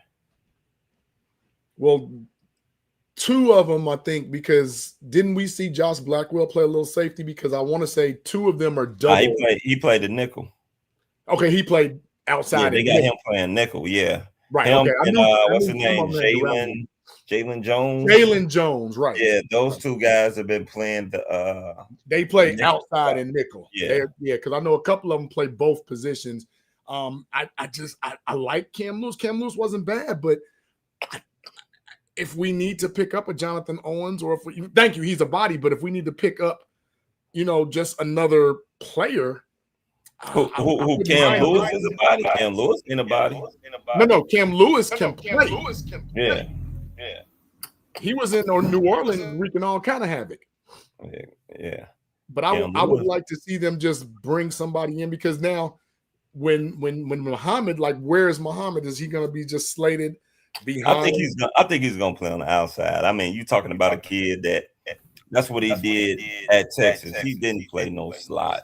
You know, he didn't play slot corner. He played on the outside. So I expect him to play on the outside. And then, unfortunately, man, I really want to see what he can do, but this guy cannot stay healthy, and that's Terrell Smith. Yeah, I really want to see what he can do, but he's having the hardest damn time of staying healthy. I don't know who he's going to piss off, what chick he going to sleep with when she put a root on his ass, and oh wow, he just stay injured all the damn time. Apologize to her, whoever she was. Just apologize to her, because you know she's messing up your NFL future. I think you have the opportunity right now, in my opinion. I think you have the opportunity to see who's next. Now, when I say that, like, we know the depth chart is more than likely when Coby Bryant comes back, right? It's definitely going to be Coby, Dylan, Jalen Johnson, and then Tyreek Stevens for now. Muhammad is going to push.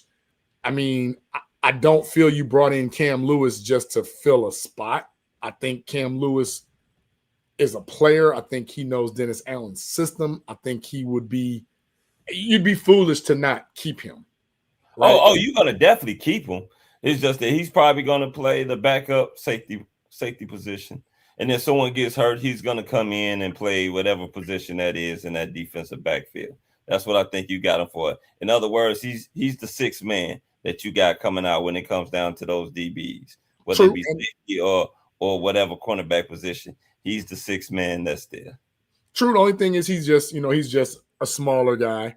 I think he's about 5'9", 5'10". He's a shorter guy. But he's good. And he's been in the league. Remember, he played for the Saints. The Rams and the Saints. I thought he played for the Saints too, didn't he? He might have. I know he definitely played for the Rams. Who's the new guy that we just got? Yeah.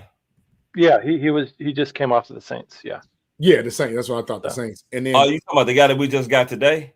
Yeah, Marlon Swell. Yeah, Marlon Swell. Yeah. Marlon Sewell. No, Now he played for the Saints, but Cam Lewis, I believe he came from Buffalo on the offseason. Yeah, he was Buffalo's kind of utility back. I'm sorry. Yeah, not the Rams. I'm sorry, Buffalo. Yes. Marlon Sewell is a rookie, I thought. No, he played with the Saints. He came from the Saints. He came from the Saints. Okay. Wait, yeah, sure. Yeah. Cam Lewis came from the Saints. No, Cam Lewis came from Buffalo. Positive on that. Cam Lewis played for Buffalo first, or only. That I don't know. I don't know. I just know he came from Buffalo last. He was on Buffalo last. He played from Buffalo last year.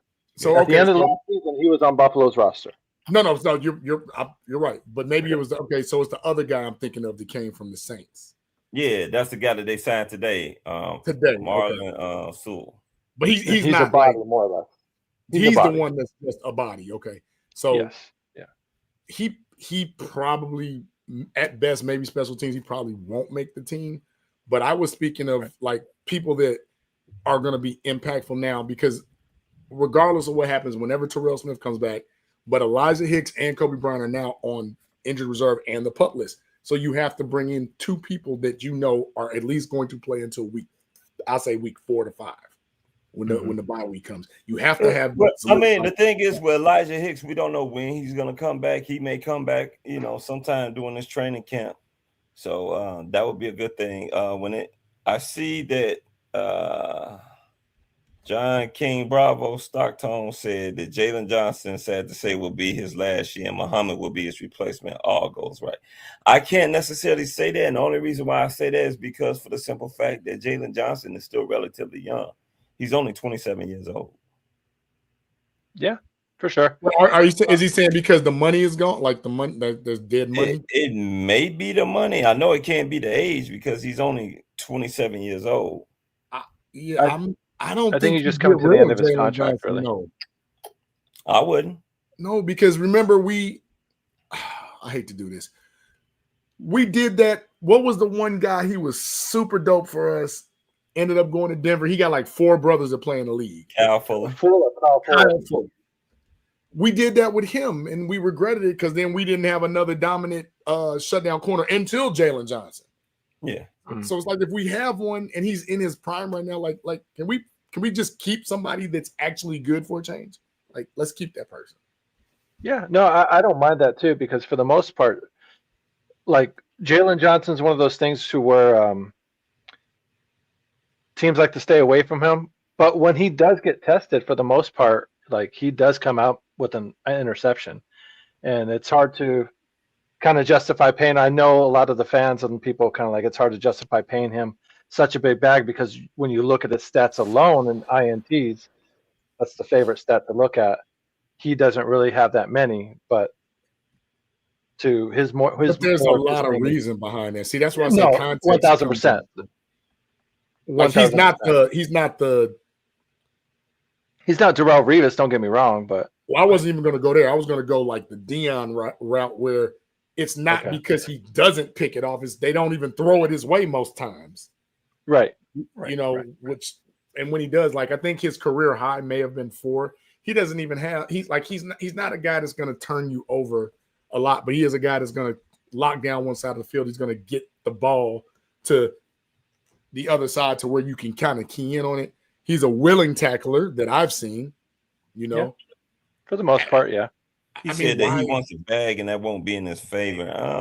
Of course, he's going to want to get paid. The thing about it is that he's got this year and he's got next year. He's still on contract, so you don't have to necessarily pay him. You know what I'm saying? He's on contract for the next 2 years, this year, next year. But why wouldn't he want to get his contract?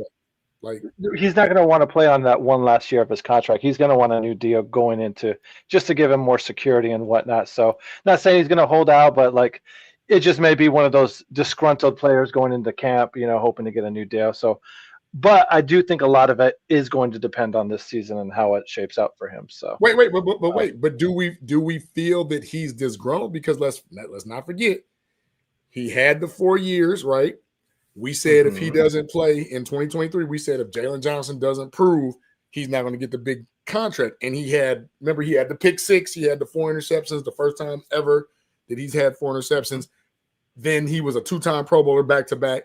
And then last year he was hurt. So let's not act like the production hasn't been there since the injury. I mean, since the contract. See, this is what I'm talking about, John. You can't say JJ was getting cooked last year. The dude was hurt. I didn't say. I didn't say. No, not you. I'm talking about in the chat. Not Bravo. You. He said he was getting cooked last year and this camp.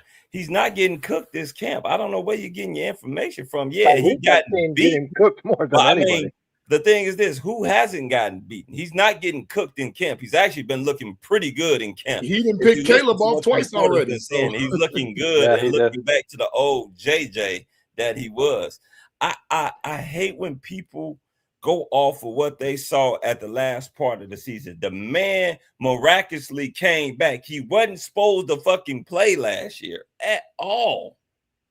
Because of that injury, his season's supposed to have been done, and somehow, some way, he gutted it out and was still able to play. So please do not take what happened in the playoffs in the last game or couple games of the regular season and make it seem like that was the true Jalen Johnson, because that was not the real Jalen Johnson. And most people do not play on that injury that quick. They don't even come back. His season, they had written him off. They said that he's supposed to have been done for the season.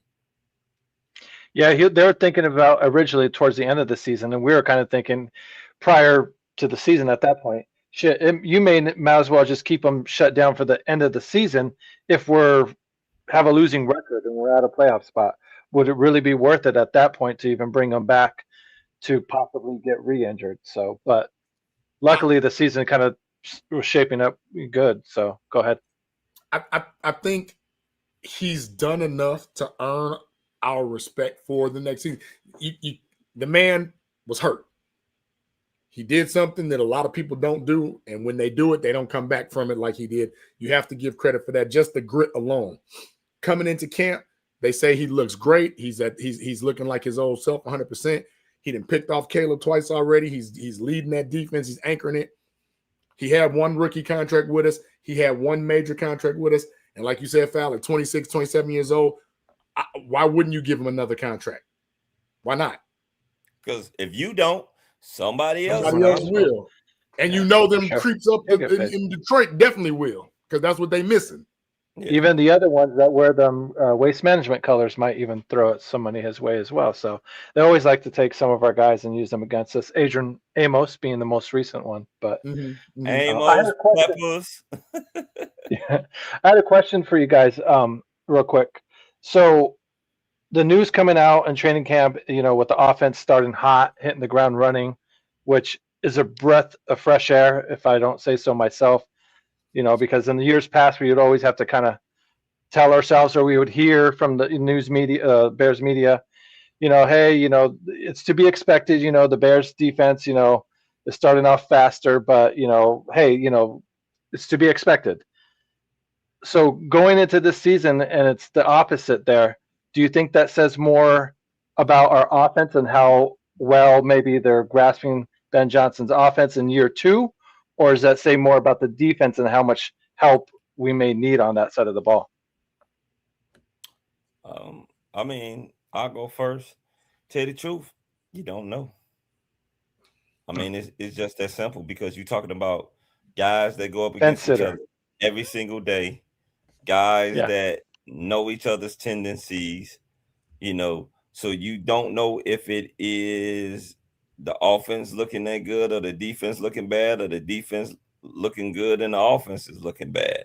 You won't know until maybe that first preseason game when you actually sit up there and you see those guys go against people that they don't see every single day, or one of those joint practices that they got, because I know that's coming up. That may be next week. That'll be practices that's coming up.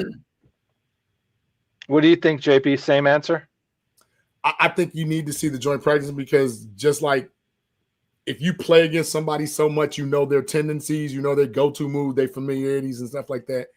So you don't get a full grasp of what's going on. So when you look, but two things can be true because when you look at this offense,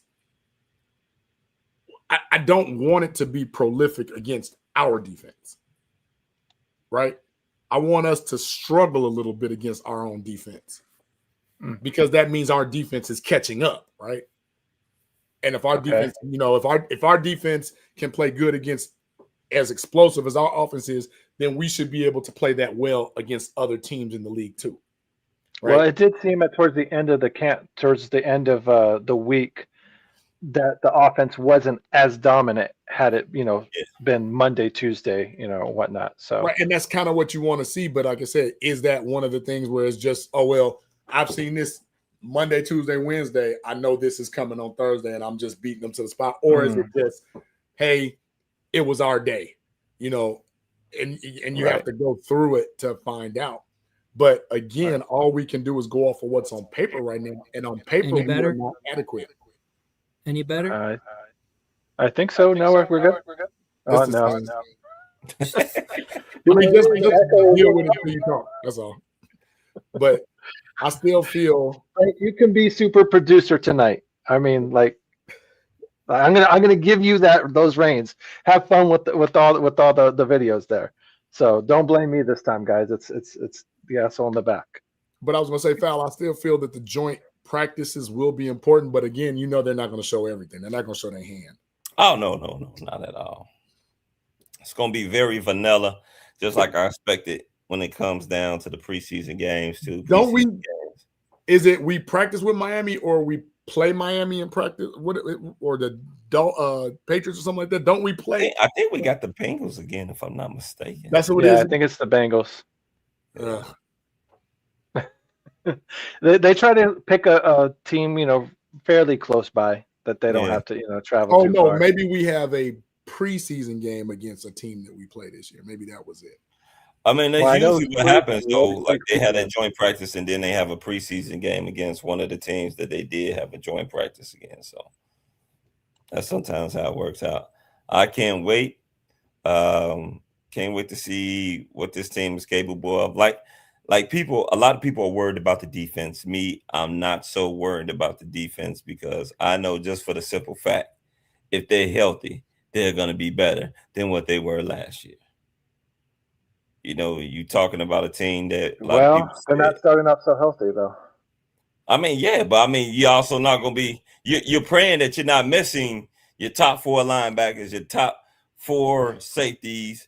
For sure. 2 or 3 defensive linemen, that's a lot of injuries. Yes, they lost Coby Byrant for right now, and hopefully Kyler Gordon will be back this week or next week. Smith, so we can get him in, get him good and lather up and ready to go for the regular season as well.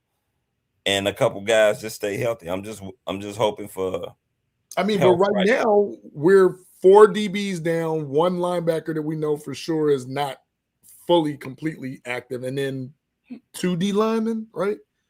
Yeah, Shamar Turner's on the pub, and Who's the other D lineman? I think that's who were you thinking?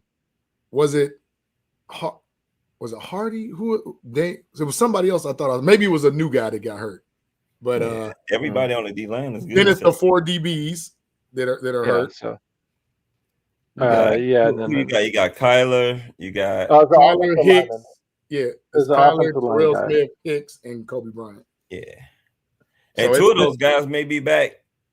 Well, shit, hell, 3 of them could be back soon. Because the only person that we know that's going to probably be out for a significant amount of time is Coby Bryant. It is, but however, I don't think, this is just me speculating, I don't think that you bring back Kyler Gordon and put him straight into 11 on 11. So he still has to get acclimated to like you almost speed. I hate to say this because it sounds contradictory. You almost have to handle him with kitten gloves right now, just so he can open that. You know what I'm saying? Like, I get it, but the last thing that you want is for him to sit up there and go out there and and week one because we've been saying taking care of him with kitten gloves on. So you want him. Well, that's the thing. I don't think we have been holding him. I think we've been putting him out there, and then he gets hurt. Then we think he's better. We put him out there again. He gets hurt. So like, that's a tough one to. That's a whole show. We may be in a 22 situation when it comes to Kyler Gordon. I mean, I hope not, because it doesn't seem like it. Like, to your solution, JB, it seems like no matter what answer we pick, it's kind of like right. You can pick holes right through it and be like, well, you baby the guy, the first fucking big hit he takes, it's bam shoulder or bam fucking I pulled a groin again or some shit like that. It's just like, and then if you ramp him up too much, he never makes it to game one. Yeah. I mean, and plus, that's not what he wants too. He wants to fucking play. He wants the game checks and all that. So it's like, he doesn't want to hear this shit about him from the fans or from the media or any of the other crap. So he wants to be out there. So that gamer in him. But even off the field, fellas, he's already signed his contract and he's going into year 5, and he hasn't played in the last he played 3 games last year. Year, yeah, he only played 3, yeah. And it's like, his rookie year, he was fine. Second year, missed a couple games due to a couple injuries. Last year, he was decent. I mean, the year before that, back good. Last year, but so now it's like every other year something's going on with this guy. I don't want him to turn into the P. Willis of the Bears, where he's just an expensive decoration piece in the locker room that you can't really even touch. Kind of what he is right now, unfortunately. Don't say that, John. Don't say that. You take that back. We don't know that yet. Like Frank said, next week he should be back. So, we're going to hold our breath. Reviews to do. That's crazy. like he don't want to play football at all. Oh man! Oh wow, Ron! Wow! Yeah, come on now, Ron. Helmet on, Ron. Come on, man. That might deserve a flag right there. Come on now. So, do we want to get to shout outs here? 15 we're about at that mark. All right, Frank, you want to come back for shout outs? Want to get out of the bathroom there? Make sure Sound like I'm echoing from the bathroom then.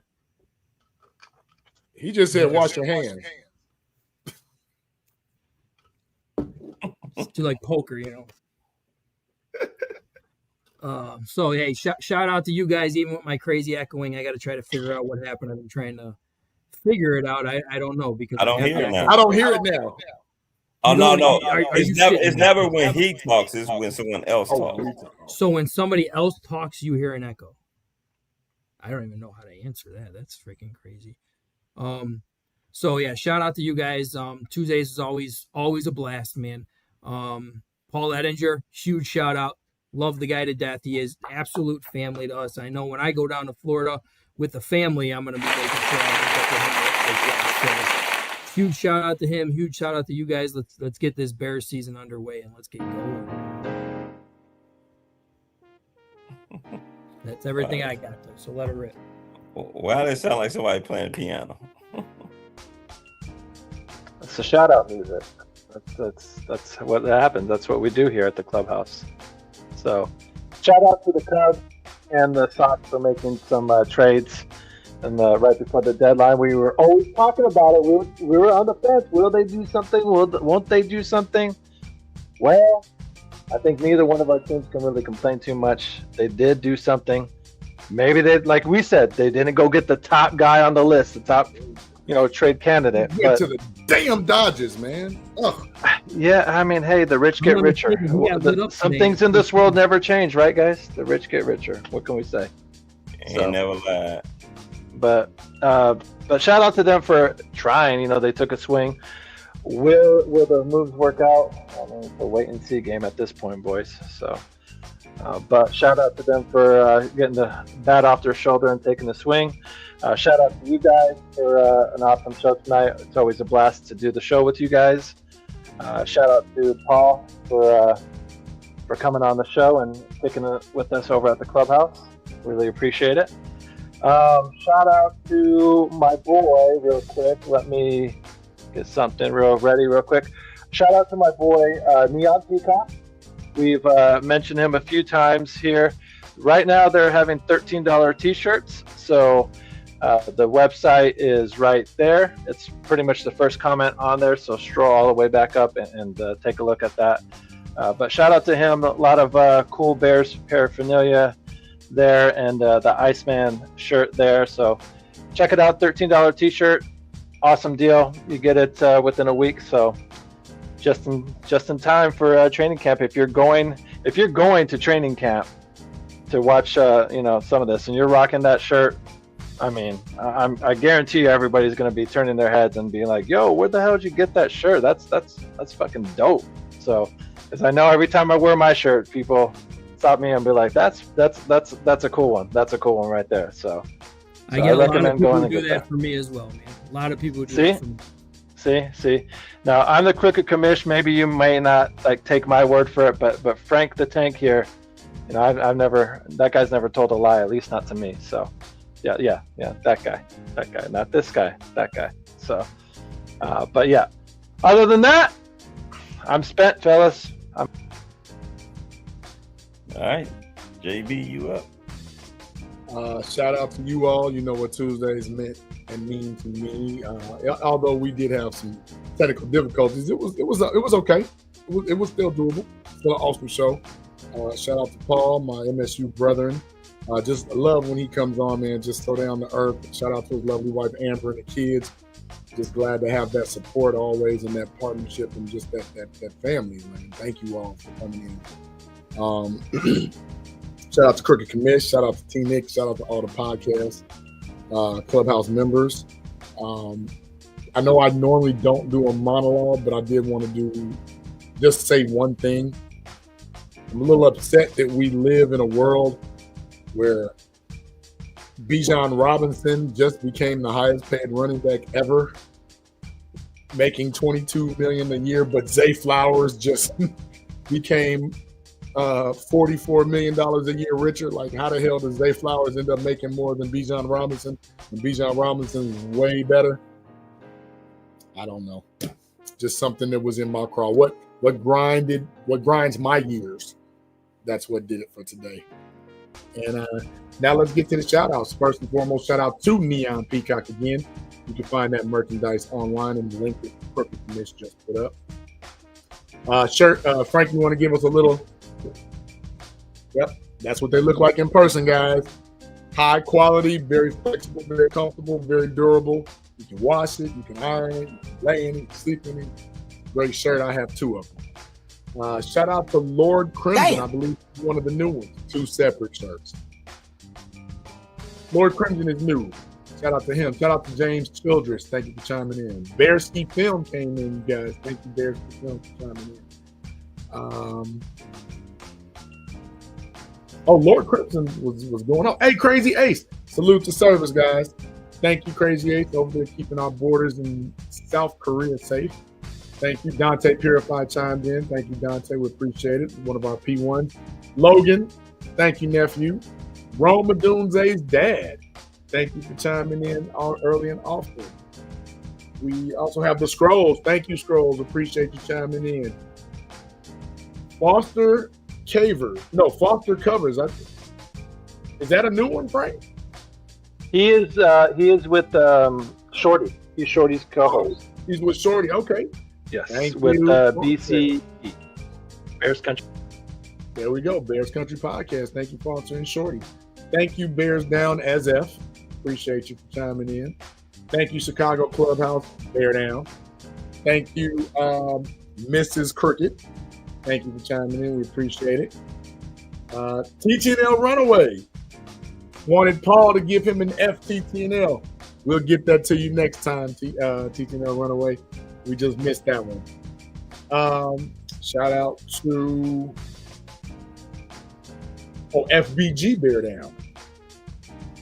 Shout out to, man, this chat was lit. Al Bundy came in.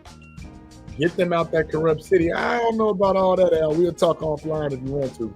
I want to keep the less corrupt in the city. Seth Rollins Bears Down. Thank you for chiming in. John King Bravo. Thank you for chiming in. Ron Renarski. Thank you for chiming in. We appreciate the love. At Caleb BJ Loveland. Thank you. And my boy AC Adam. Thank you, AC, for chiming in. Better Best BJ. Thank you for chiming in. Appreciate you. And I'm almost to the end. I think that's it. A couple of FGBs down there. No, we will not be drafting a tight end next year. We better not.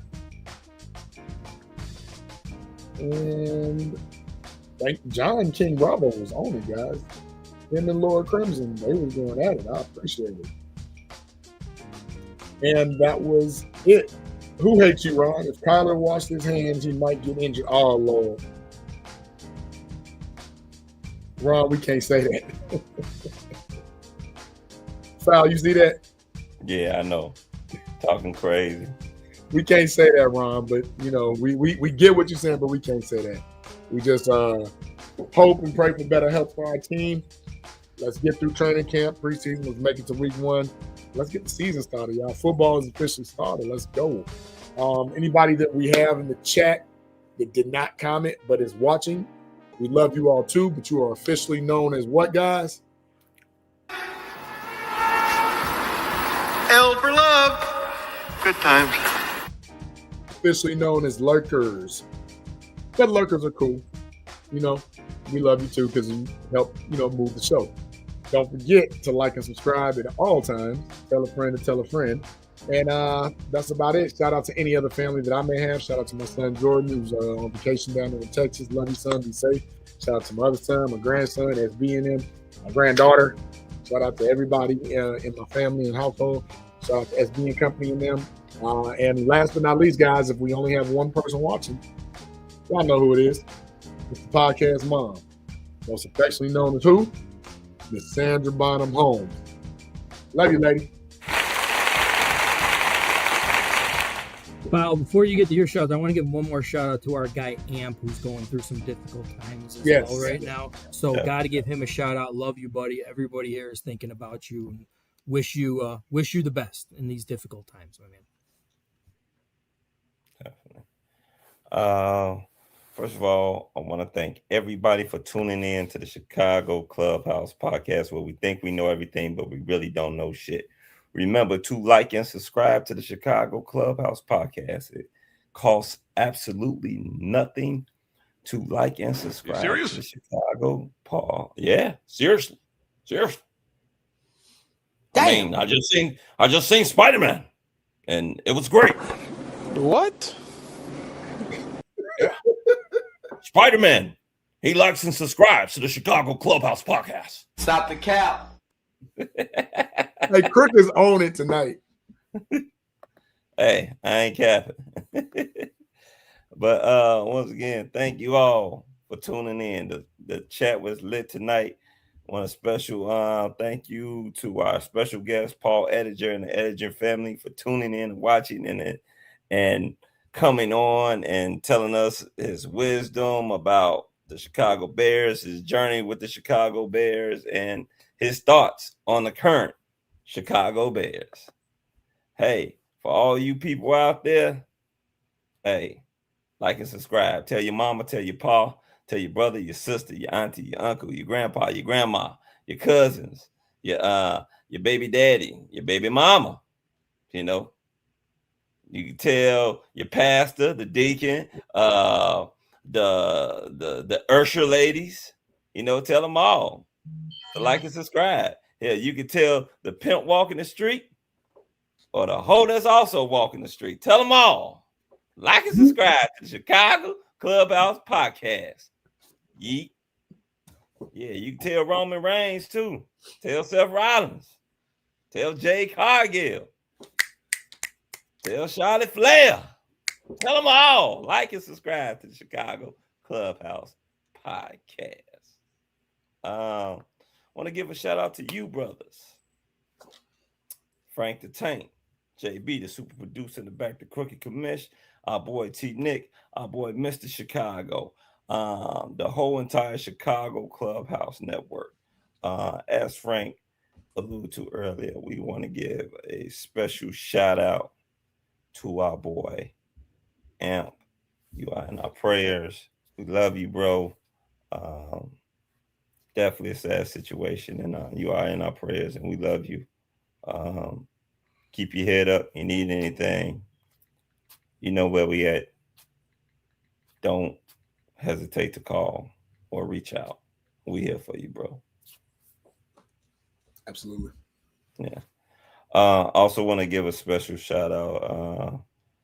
Want to send my condolences to my wife, to the King family. She lost a grandmother who was 106 years old. And want to give a shout out to the King family as well. Say that again. 106 years old. Ain't God good? Yes, he is merciful and great. Yeah. Wow. So I want to send my prayers and condolences out to Amp's family and also to the King family on the passing of a very, very wonderful woman who lived life to the fullest and lived a very long life. May she rest in peace. I also want to give a shout out to the kiddies who are up. We're getting ready to head out of town. Want to give a shout out to my baby boy Ricky. Shout out to my beautiful and gorgeous wife that I get to sleep in the bed tonight. Because I ain't do nothing wrong, so no couch for me, baby.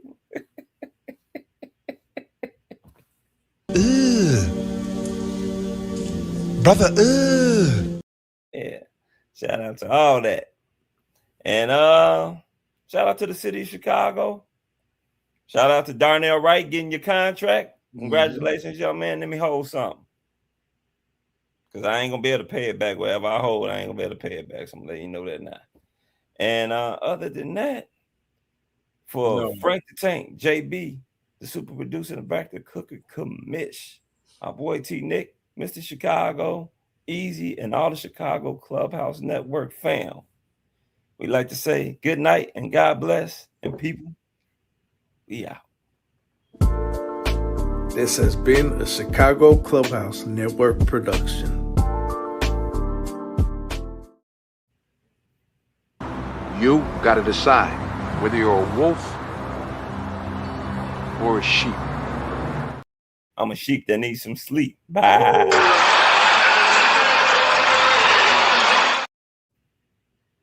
I'm tired.